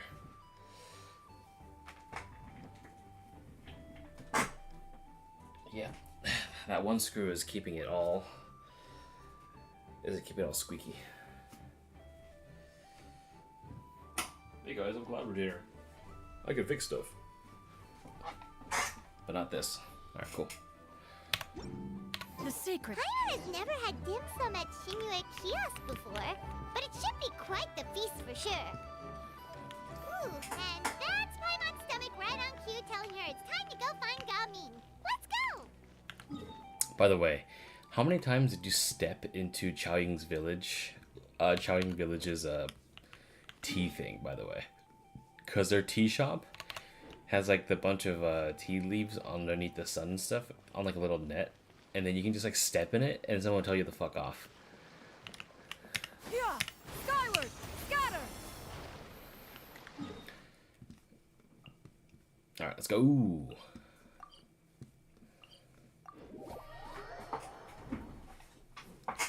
You never did that? Okay. It might be something for you to do. I don't know if it's different every dialogue, because it seems like you can do it multiple times, but I don't want to risk it just in case if I get into a fucking side quest. Skyward, scatter.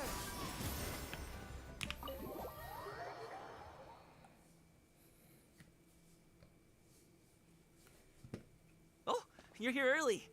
I just ordered. The food should be out in a second. Sit down, sit down. Sit down. Paimon can take Here, a seat. hand me your cups. Oh, he's gonna pour tea for us? Dude, what a fucking guy. Oh, thank you! Don't forget to point downward. You're gonna burn yourself, Wait, Paimon. you weren't supposed to drink that, Paimon. That was for you to rinse your utensils. That's a thing? That is actually a thing, yes. Most dim sum places, at least when it comes to traditional Chinese places, what they do is that they give you a steaming pot of water that you pour into your bowls first. But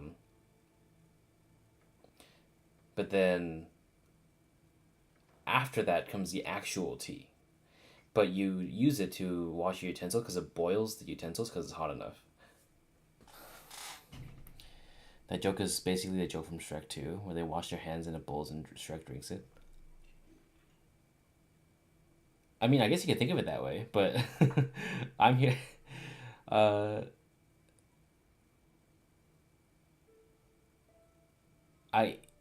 guess if I wasn't Chinese, I would believe you. But no, it's actually a thing. I had to do it myself.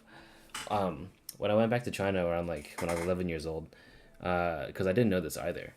But people actually just pour like hot boiling water into your bowls and your and also have like a big like thing in the middle for you to clean out your stuff, just in case if like the person didn't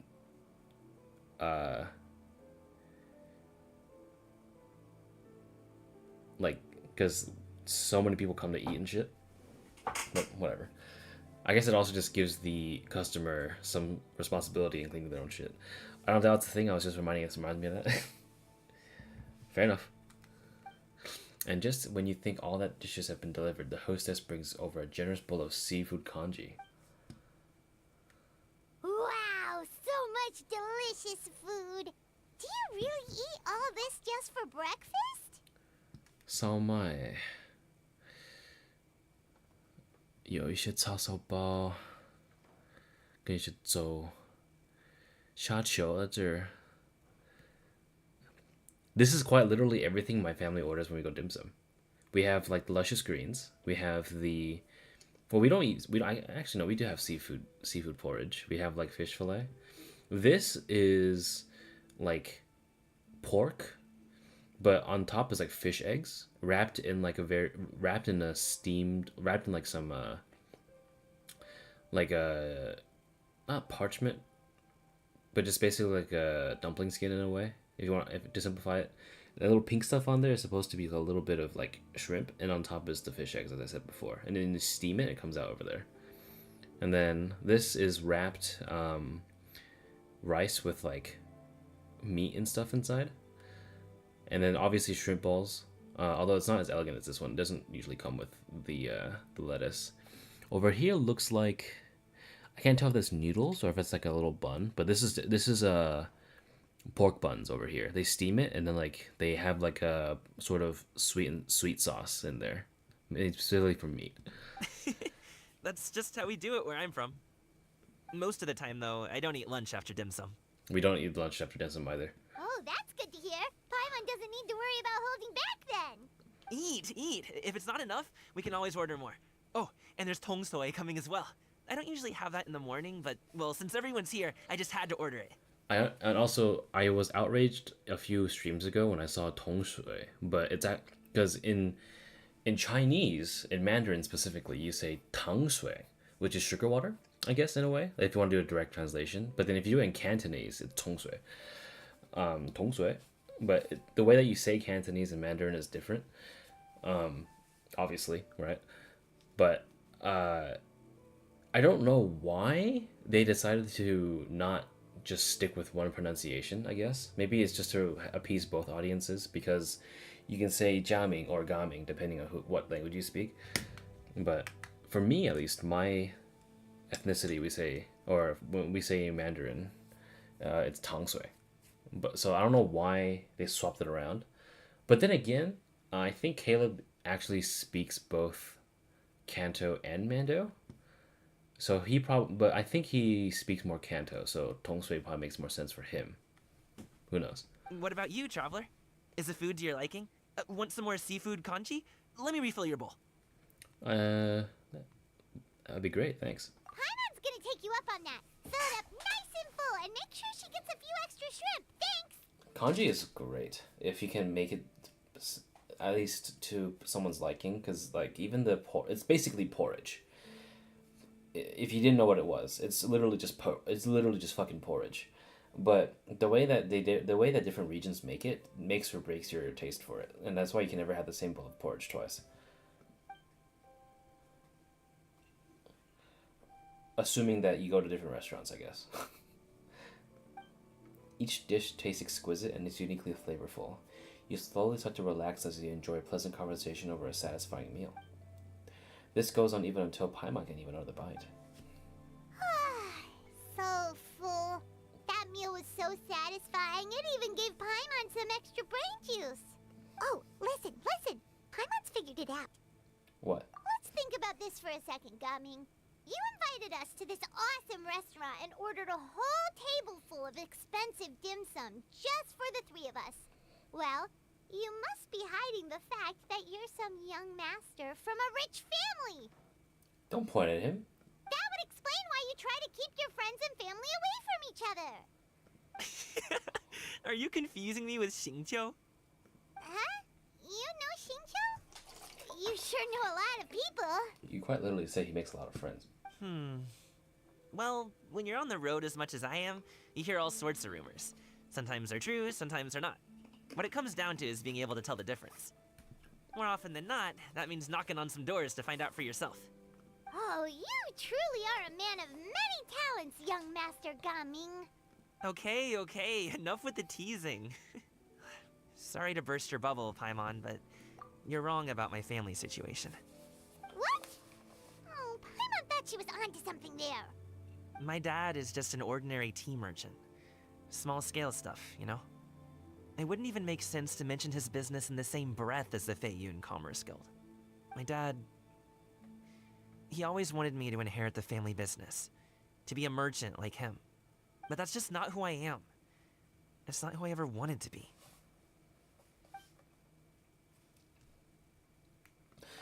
He's always so carefree and happy. This is the most serious I've ever seen him. This topic must be very important to him.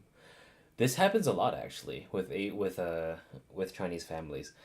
A lot of the time back in like the 60s or 70s, like if they start up a small scale business or even just bigger, you always try to pass down the stuff. On my dad's side, my aunts over there, I had some cousins visit over, and they are the third inheritors of their family business. And then for that they don't go to fucking school. They learn just how to do business and like learn on their own time. Past the basics, of course. Have you ever talked to him about it? Of course you fucking have. You know, about your interests and aspirations and stuff. Of course I have. I told him I wanted to be a wushu dancer. That I wanted all of Tevat to see what I could do. According to my dad, though, that wasn't a real job. Just a child's pipe dream. Yep. Oh, that's terrible. Yep. That's why a lot of...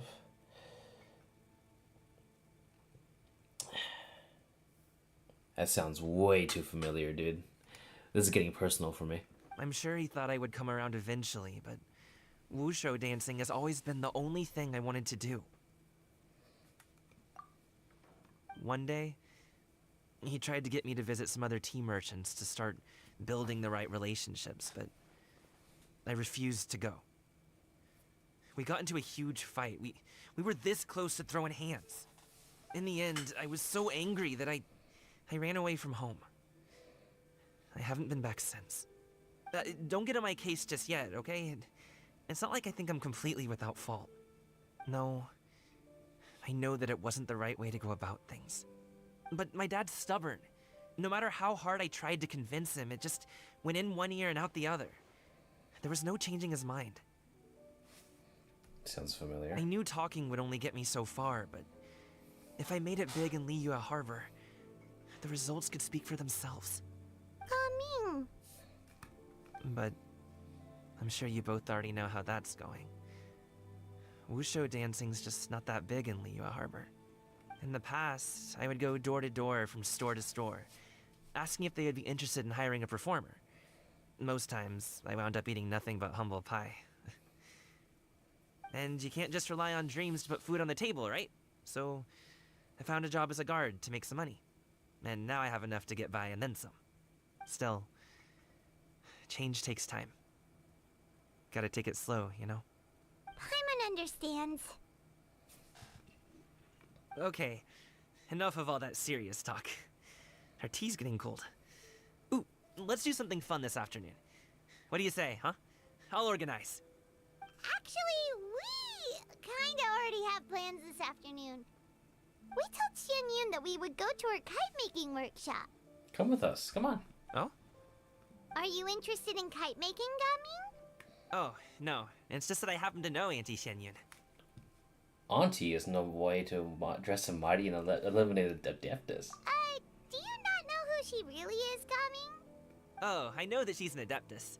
I met her during a delivery once. But hasn't she been in the city lately? She's even tried, with some limited success, to change her terms of self-address or something like that. She came to see me a few days ago to ask about luminescent dyes. Oh, wait a second. She doesn't plan on putting those on a kite, does she? Is that not something you can do? It's one thing to use it on cloth, but applying it to paper is another matter entirely. Why couldn't she tell me what she wanted them for? Yeah, she does seem to have trouble with that sometimes. She's got pride, dude. It would be such a shame if everyone worked so hard on their kites only for them to get ruined in the end. Okay, I'll go with you. If Auntie Xianyun wants to use those dyes on a kite, the formula will need to be changed. Ever heard of the phrase "save face"? In Chinese, we have the opposite, where you do something so fucking embarrassing you want to go into a hole and fucking die. It's dulian, which is you throw away your face. You lose so much face that you fucking just you brought shame. Great, the more the merrier. I guess lose face is also I don't know I don't know what the fuck I'm talking about. All right, let's go.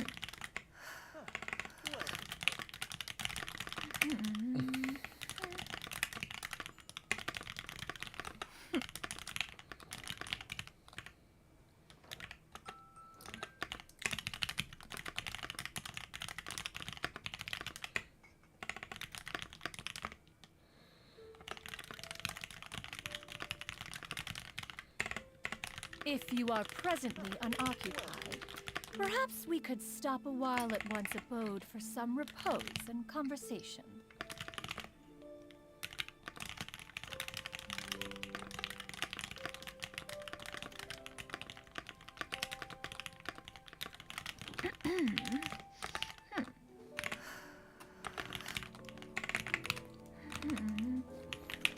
Alright, time to go to Mount Aotang.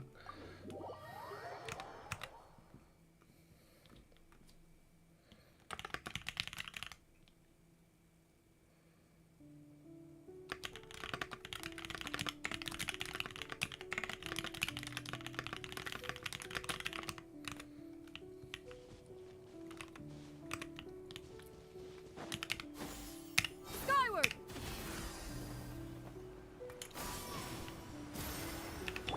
We have Shenghe, Ganyu, Yao Yao, and who again? Oh, the fucking girl, right? The little girl. Ganyu! Ganyu! Come on, wake up! Some friends have arrived! Hello, friends.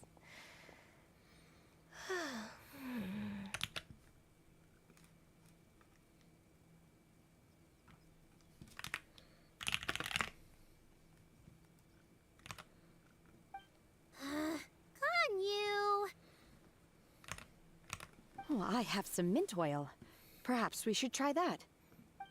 A guest at Wanmin restaurant recommended it to me. I've tried it. Its stimulative effects are much stronger than what can be achieved from chewing on mint leaves alone. What was the purpose of them giving you that?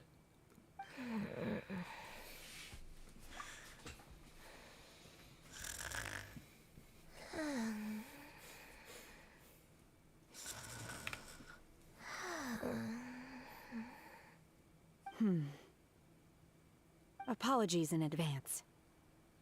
Here it comes. Wait! Shenhe! Not there! You see Shenghe take out a small green bottle, extract some minty smelling liquid, and apply it to their horns. Oh my god! Oh my god, that is a violation. I like it.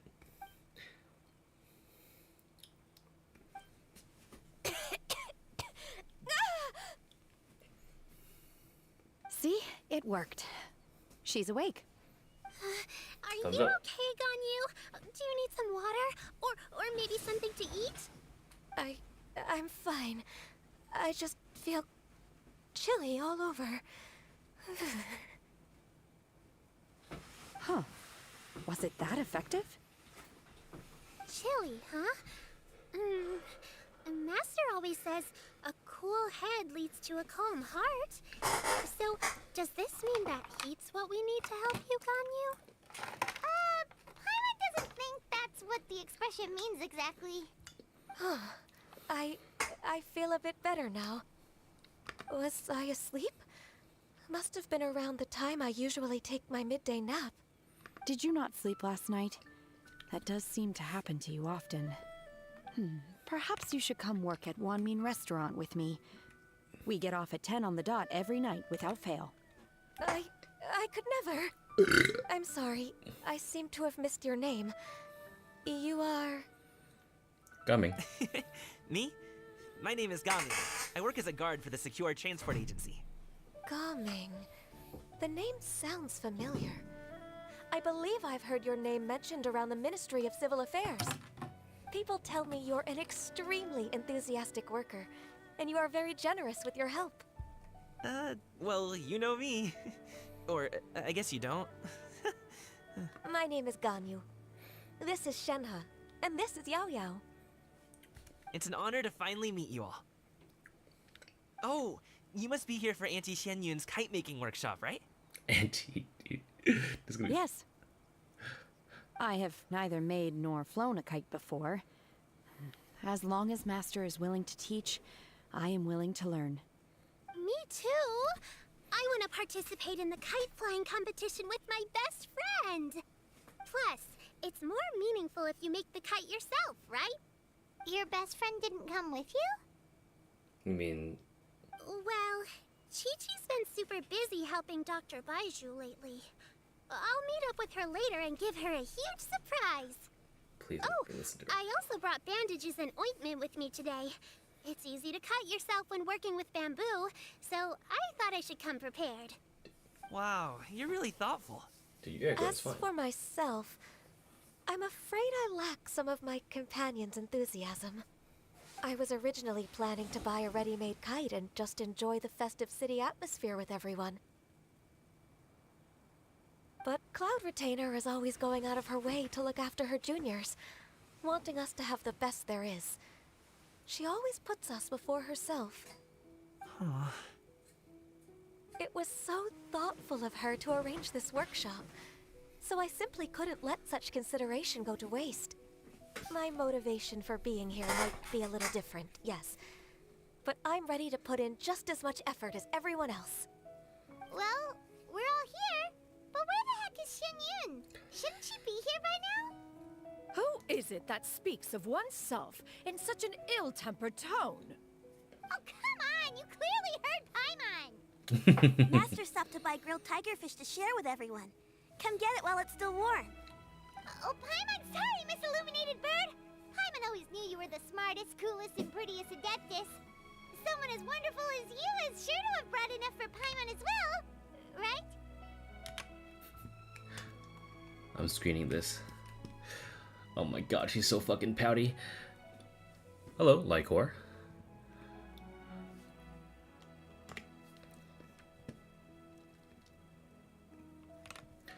Good morning.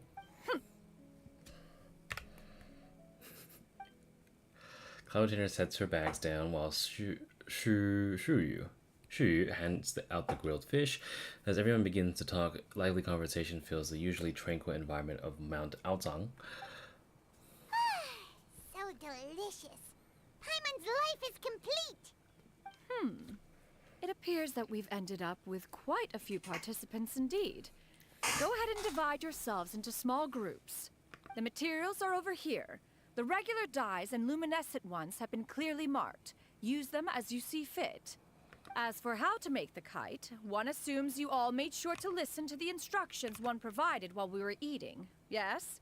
Are there any questions? Paimon may have focused a little too hard on the eating and less on the listening. Well, I'll be the one making it anyway. Paimon knew she could count on you, Traveler. One will wait under this tree and avail oneself of the cool air while one digests. Do not hesitate to seek one's company if you have any trouble, questions, or simply want to chat. We're not in any hurry to get started. Why don't we go see what the others are up to? You need advice? You can ask your question, although I'm not 100% certain I can guarantee any results.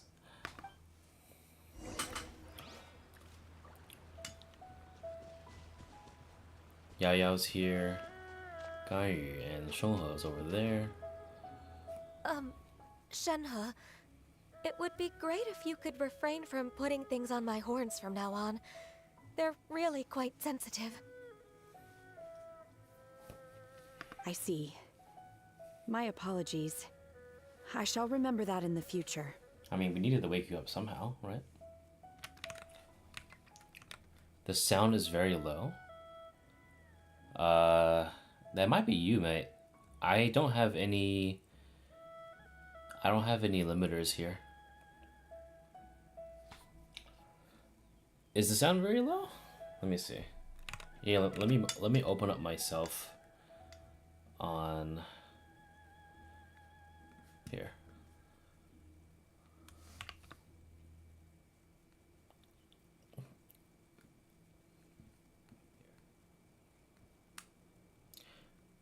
All right, I'm gonna speak right now. My YouTube is at full volume. All right, I'm gonna speak right now. My YouTube is at full volume. No, it sounds fine to me, man. It might just be you.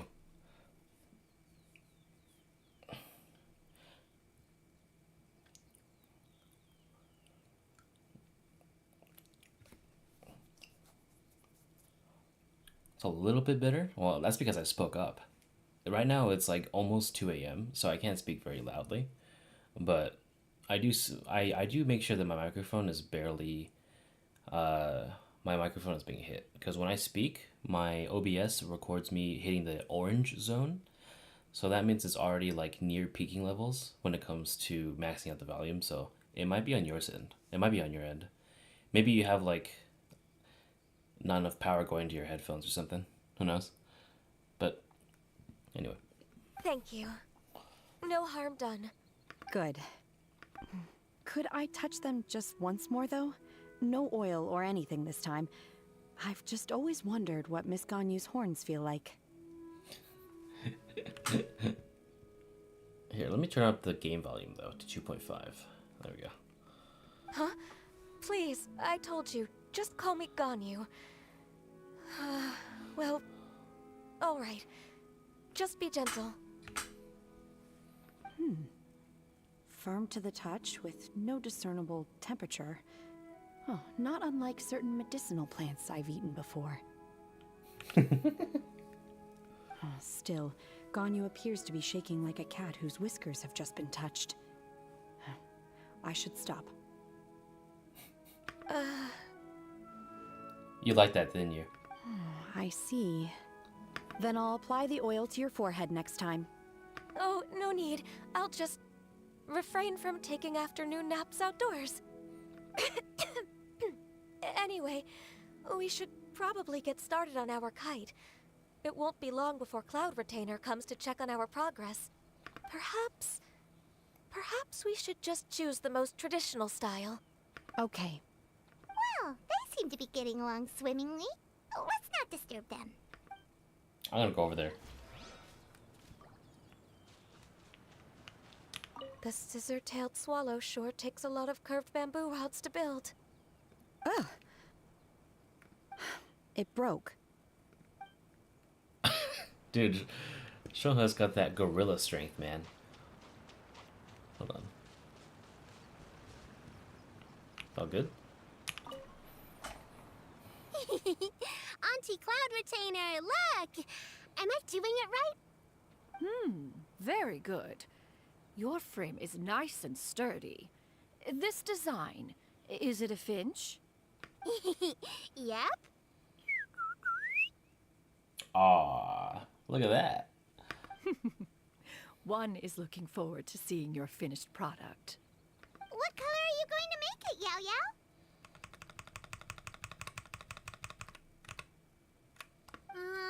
I haven't decided yet. If I make it blue, it'll be more like my friends. But if I make it gold, it'll be more like me. If you are asking for one's own opinion, one would advise choosing gold. When giving a gift, the key consideration is the recipient's feelings, is it not? One imagines your friend would much prefer a kite that reminds them of you. Oh, hey, I never told you the kite was for Chi-Chi. How did you know? Well, now you know now. With age comes wisdom, child. One simply has a way of knowing things. Oh, cool.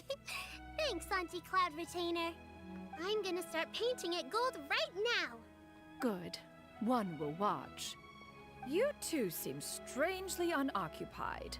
One was under the impression that one was supposed to be doing the relaxing. Is your kite finished?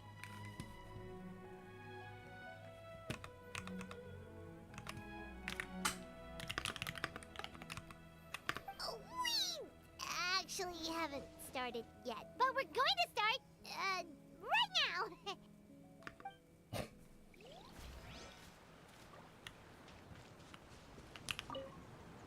Once I get better at making kites, I'm going to make one shaped like huehuehuehue. You gave him to me, and he's just the best. One is pleased that you like the gift. God, you like my fucking grandma, dude. Oh, frog. Alright, how about you, Gaming? Hey, Gaming, want to team up?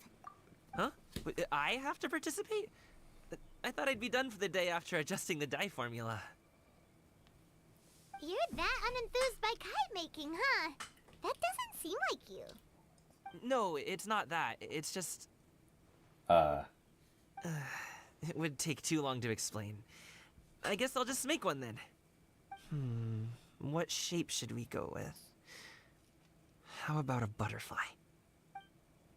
The butterfly symbolizes a desire for freedom. Perhaps that's what Gaming's searching for. What do you think, Shuyu? Is there a particular design you want? I want a swanee. That might be a little hard to pull off. True, but I still want to try. They're super cute. Okay, it's decided then. Dude, that one tried to kill me. We should get started on our kite now. Let's go. Gaming, can I do the coloring? Sure. I'll go ahead and make the frame for you. What a fucking stand-up guy, man. Alright, I got this. First, we have to decide on the shape. Hey, what are you laughing at? I mean, the obvious answer is to make you look like a kite. Oh, that's not a completely crazy idea. If nothing else, a Paimon-shaped kite could at least make sure you never get lost on your travels and always find the tastiest food and funnest things to do wherever you go. Maybe we're not exercising enough artistic license. Ooh, we should exaggerate this a bit. How about this? The word Paimon means the guardian angel of travelers. You build the kite's frame according to Cloud Retainer's thing, and oh boy, that's... Now, what expression should we give her, since the kite is going to be flying super high in the sky?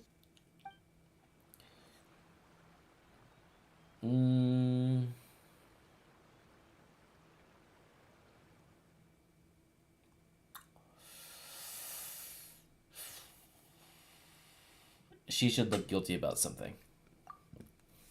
Oh, Paimon totally didn't do anything wrong. And even if she did, she doesn't deserve to get shot up into the sky for it. Something like this, then. Let me rethink that. The kite is going... It's too high! Someone save Paimon! She's about to faint! Like that? I guess they would... Since the kite is... I think maybe you can imagine, I guess. Ooh, like this? Ooh! The title of Champion Kite Flyer is mine! Since the kite is going... I'd rather do it a third one. Oh, Paimon totally didn't do anything wrong.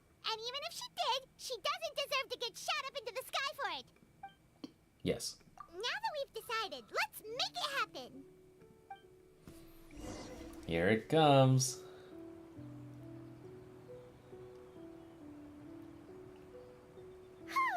It's done! Paimon has to say. Kite Paimon might even rival real Paimon in terms of cuteness. Now we just have to attach the string, right? Yes. All right, gather around, everyone.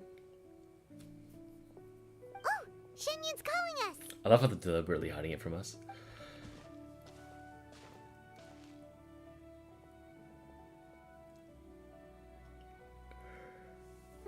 Let one take a look. Alright.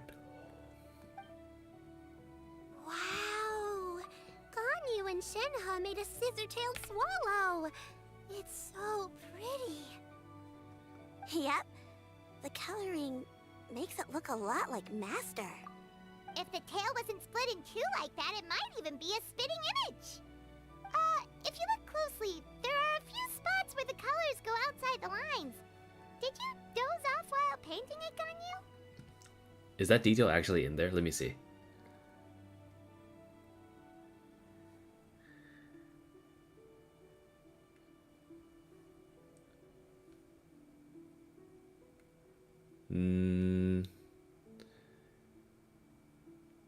No, looks right.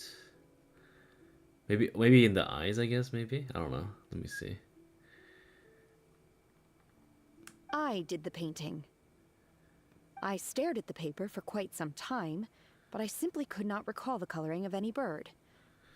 Except Master. Or should I say that I'm too familiar with her crane form? Even when she stands before us in human form, all I can see is blue and white. Oh, well, now that you mention it, Paimon can see it too. Exactly. So I simply closed my eyes and painted from memory. OP! No way. You can paint with your eyes closed? Wow. The disciples of Adepti really are something. You are most filial, Shenhe. One is flattered by the likeness. The Swanee that Gaming and Shuyu made looks very majestic. I'm sure it'll look even more impressive as it soars through the sky. The eyes and ears glow in the dark, so you're sure to see it at night. Your golden finch is cute too, Yao Yao. It's all thanks to Auntie Cloud Retainer's guidance. What about your kite, Traveler? Oh yeah? Take a look at this.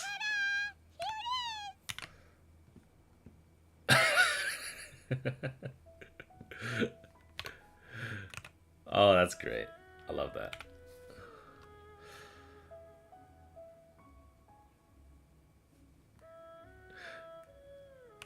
I actually really love the way this looks. Unironically, let me post that in Biko.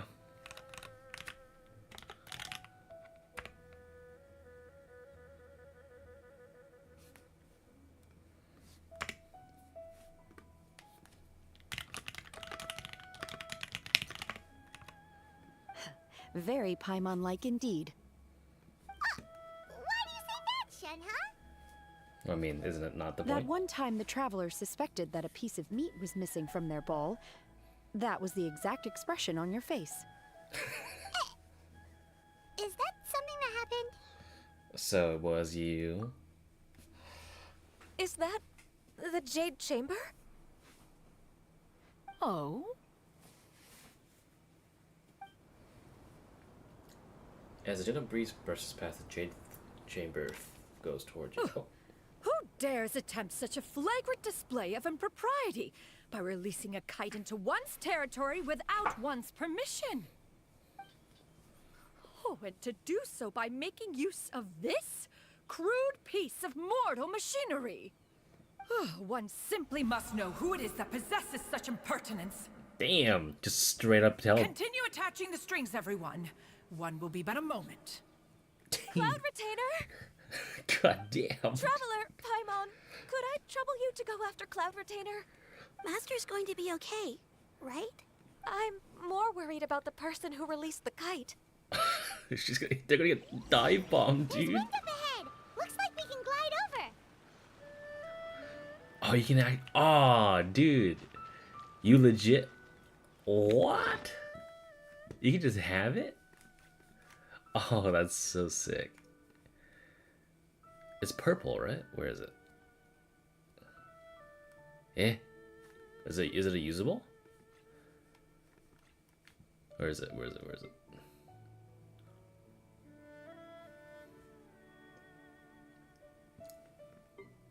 Oh, is it a teapot thing? It might be a teapot thing. Let me sort by. Oh, okay, cool. Let me talk to everybody before I go, though. Master is not without her principles. We need not worry too much. Yeah, just, you know, a broken limb or something. Be careful, you two.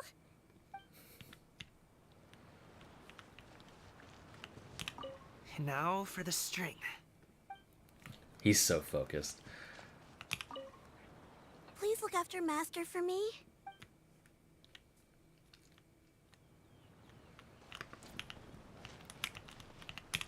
I hope the person who released the kite is going to be okay. Alright, let's go. Wait. Since I'm gonna RP a little bit. I'm gonna LARP. Let me... Instead of Kaza, let's bring the Traveler. There's still a long road ahead.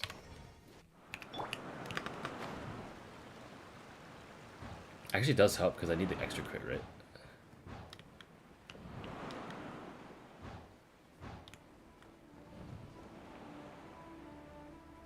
Figure out where Xin Yun's gone.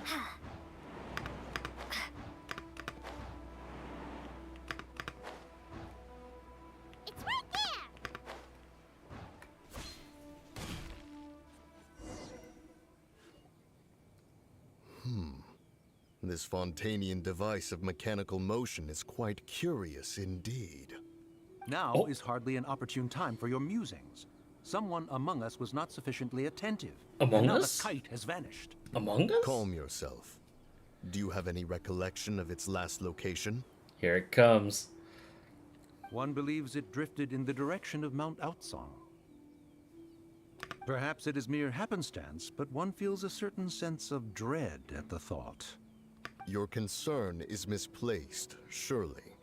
Cloud Retainer is either in the city looking after her disciples, or secluded in her abode attending to her research. She will not notice that kite. On the subject of said kite, however, one simply must remark on the genius of its windlass lift technology. One cannot help but surmise that its ingenuity rivals that of Cloud Retainer's creations. Dude, you're saying this on purpose, aren't you? Still thy tongue. If Cloud Retainer were to hear you profess such a thing, we can both say farewell to any further use of the Supreme Cuisine machine. One presumes that this kite belongs to you. Huh? Oh, you're fucked now. Regard the situation with which we are now confronted. This is all your fault. One's fault? One seems to recall that releasing the kite was no solitary endeavor. Say something, Mountain Shaper. Surely you can think of something to appease her. Further explanation shall only fan the flames of her wrath. It would be better to stay silent and retire at the earliest opportunity. The music, dude. We can hardly avoid her forever. That may suffice during Lantern Rite. But what about the Moon Chase Festival? Sooner or later, she will discover our true identity. Hello? Go retrieve the kite. Absolutely not. You retrieve it. That is not our kite. Oh, come on now. Come on. So an adeptus such as oneself is mistaken then? Ah, you're an Adeptus? Please forgive us for any impropriety. I truly possess no inkling of who could have released a kite into your esteemed domain. Pray, who could be responsible for such wanton behavior? Verily, verily, we were but delighting in the surrounding scenery. This locale is home to such exquisite... mint! Well, and if that's all, then we'll just be on our way. We finally caught up. You sure do fly fast in your illuminated bird form, Shinyan. Mooncarver? Mountain Shaper? What are you doing here? Uh-oh. You? She... Okay, now Paimon's getting a weird vibe. Did she say something wrong? It is of no consequence. Long has one seen through their disguises. One was simply curious as to how long they would keep up the act. Then you are not angry? Bruh, what the fuck? I'm pretty sure she's pissed. How could one feel anger at the sight of two old friends enjoying themselves? One is also well aware of how enticing these city novelties can be. We were simply consumed by a fit of festive spirit. Seldom do we get the opportunity to partake in the delights of the times. However, we are far from being as adept as you in matters that require a deftness of hand. No worthy kite could be born of our own making. Thus, we could only take the convenient route, so to speak. Your prowess in mechanics is unparalleled, Cloud Retainer. You wield the wind and waves themselves. Your singular talent stands unmatched across the land. Of this, we are well aware. One has guests to attend to. We will have to convene again some other time. Traveler, Paimon, do try to keep up. We're leaving already? All this flying from place to place is wearing Paimon out.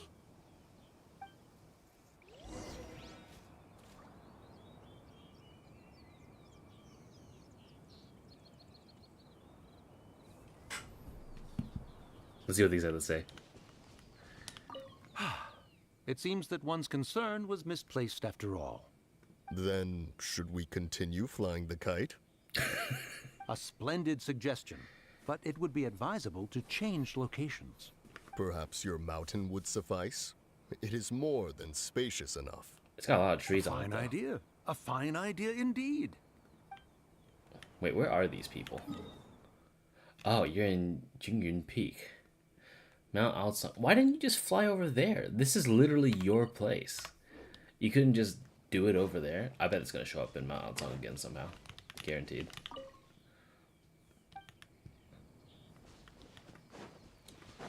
God, you're right. These people are fucking dorks. It's crazy to think that literally 3 years ago, we took this guy's power and knocked out the Millilith that came for us. God damn.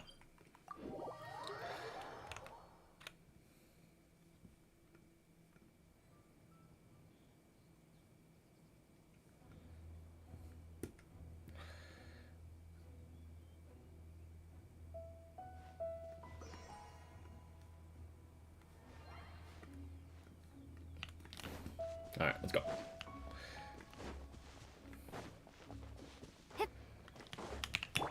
Yeah! Skyward! Scatter! Seems like they're already gone. Alley-oop! They're back. Yeah, we're back. Paimon's pooped. Hi. Why are there only 2 of you left? After you left, Yao Yao and Shuyu tired themselves out playing with their kites. Gao Ming offered to escort them home. Oh, awesome. Before he left, he said something that I don't quite understand.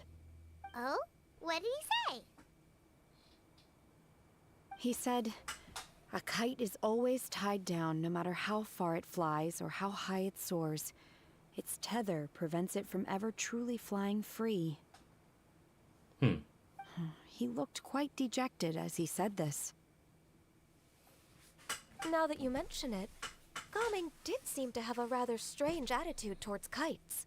Well, maybe he perhaps sees himself reflected in them? A reflection of himself. If I were a kite, I would cherish that tether as a symbol of kinship and the bonds that tie us and... Shenhe? It may be an exceedingly slim and distant connection, but lose it, and you lose that which links you to home. If Gao Ming truly sees a kite as a reflection of himself, then I fear I understand his words even less. Well, people often have different points of view depending on their mindset and experiences, right? It's actually quite normal. Just like some people can eat spicy food, but others won't go anywhere near it? Exactly. That's why tolerance and understanding are as important as they are. Tolerance and understanding? What brought about this conversation? Did one miss something? We were just chatting. You don't have to butt in on every little thing, you know. Where were you anyway? One was merely doing a bit of cooking. Night fast approaches. If you are otherwise unoccupied, one would entreat you to stay and eat before you depart. Oh, it's been so long since I've had the chance to enjoy your cooking, Cloud Retainer. Worry not. One has prepared a variety of meat and vegetable dishes. One is more than familiar with everyone's culinary proclivities. I'll call dibs on your portion. Hey! Paimon's hungry too! It's not like the dim sum and grilled fish could keep her full the whole day, you know! Shenhe, Ganyu, come with me. Whoa, what's with all the secrecy? You're not trying to play favorites, are you? If you're ready to serve the food, we can help too!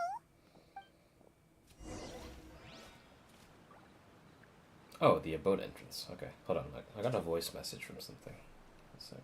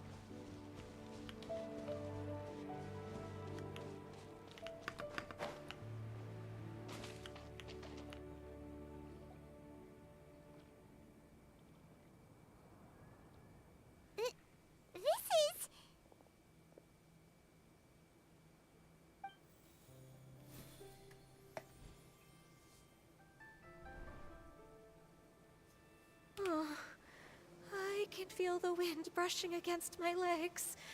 This is a bit embarrassing.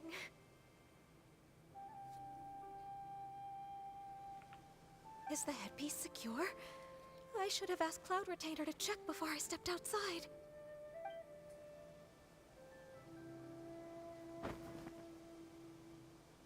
How do we look? Huh? She asked them just like that?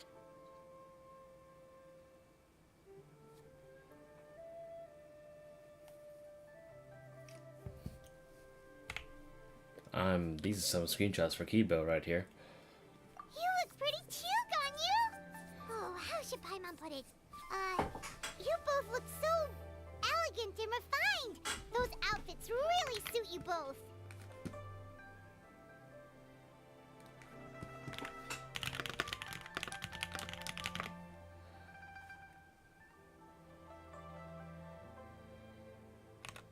Given that one employed the services of the best tailor in all of Liyue, one would expect nothing less.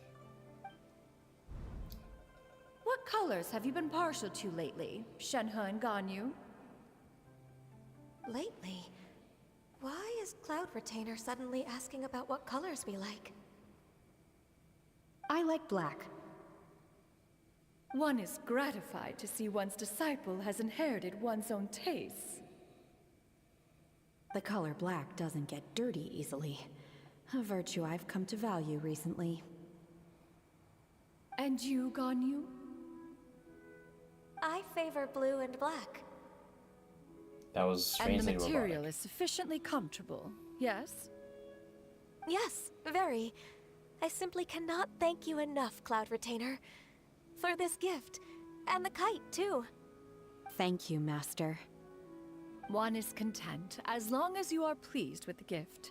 One hopes these garments will see much use.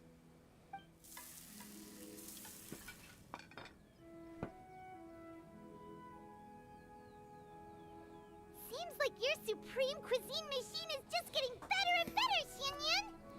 This golden crab's particularly good. The shell's deliciously crunchy, and the meat inside is so succulent and sweet! Paimon can't stop eating. It's a good thing Gaming isn't here, or Paimon would have to duel him for the food. You know, with chopsticks.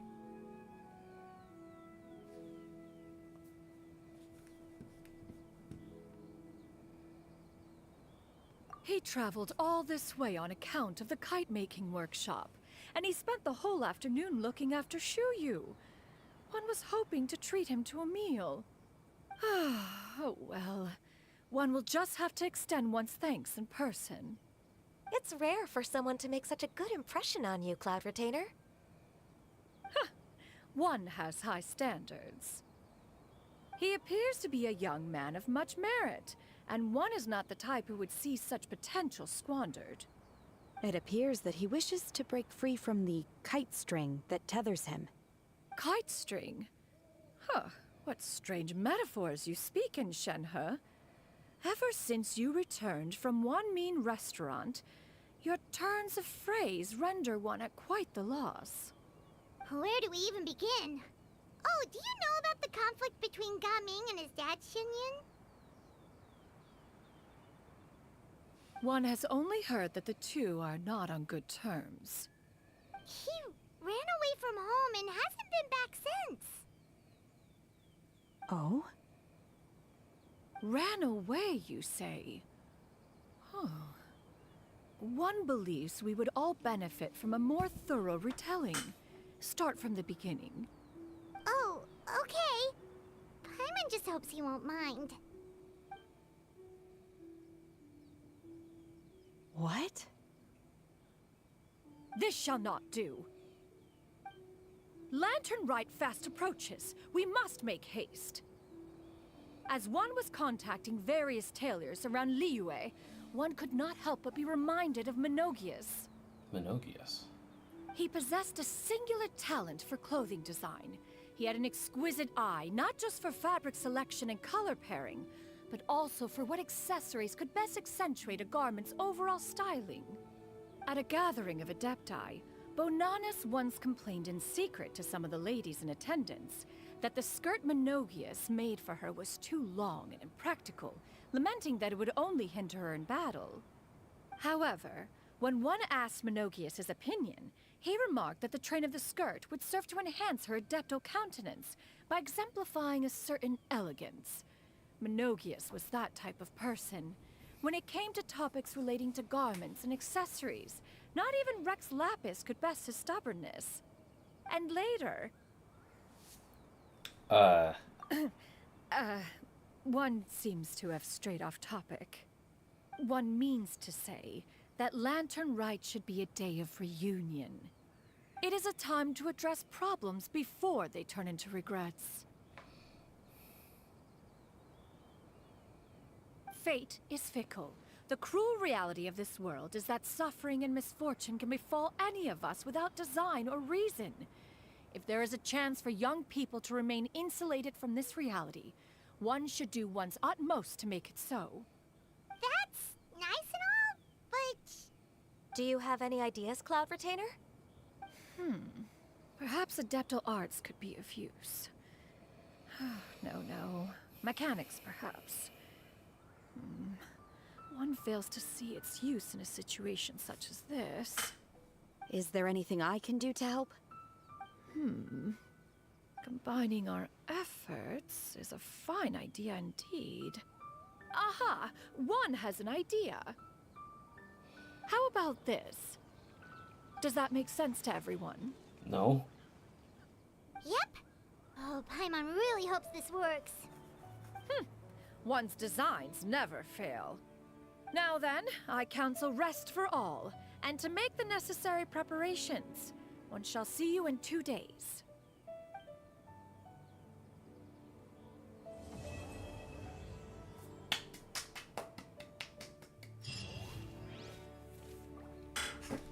Very cute.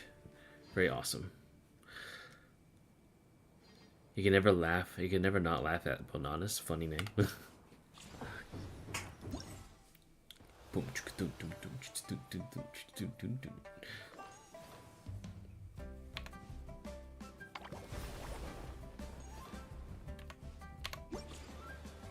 Okay, so Festive Affairs unlocks tomorrow. Okay, I'm okay with that actually.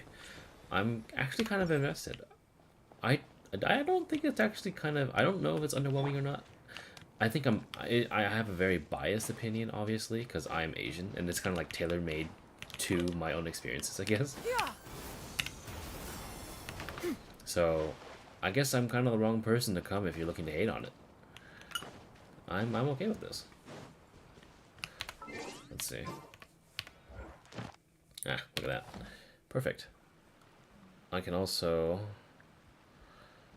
come and redeem my stuff. I haven't seen Hu Tao yet, so it's already better than last year. I think what might have turned people off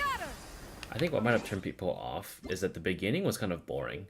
Kuching really like just fucking yapped about the fucking kites and shit without us even fucking asking for her to do so. So people probably got fucking bored like within the first 5 minutes, which I got bored. I started using my phone, dude. I feel like Kuching could have given us that thing, like revelation, I guess, like earlier, or not earlier, but like later on, or maybe have someone else, like Gaming, or maybe even Cloud Retainer telling us about it. Because like, here's the thing, we don't really care about Kuching right now. She could have just been like, hey, I gotta run right now, but hey, Miss Charlotte, got you.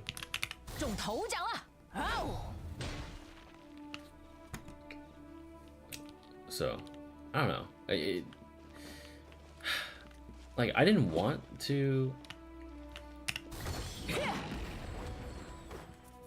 I didn't want to hate on it or anything. It's just like, it could have just been better structured. Because I wouldn't have minded if Kuching told us that, like, little by little near the end, or maybe like in the middle of somewhere.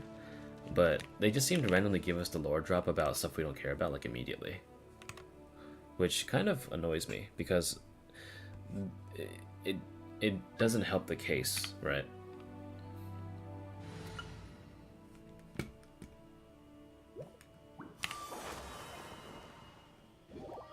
So, I don't know. Common coaching L. Oh, I wish that weren't so. Okay. Redeem. 水路、山路、陆路，走标识什么路没走过啊我？放心啦，金牌标识不是浪得虚名的。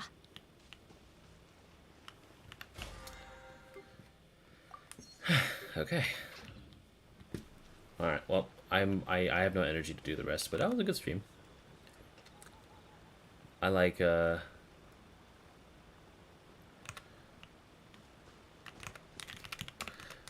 how it is so far. I don't know. Sorry, Flip. I think I actually kind of like this. Alright, I'll catch you and Fox later. Hopefully, maybe this will be an entertaining VOD for Fox to look at, because I don't know if you'll play this account or not. Or play this event or not. Don't forget to redeem your stuff, though.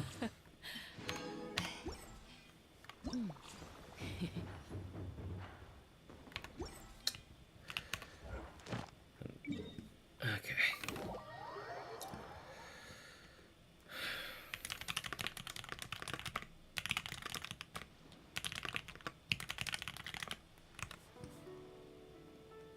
Alright.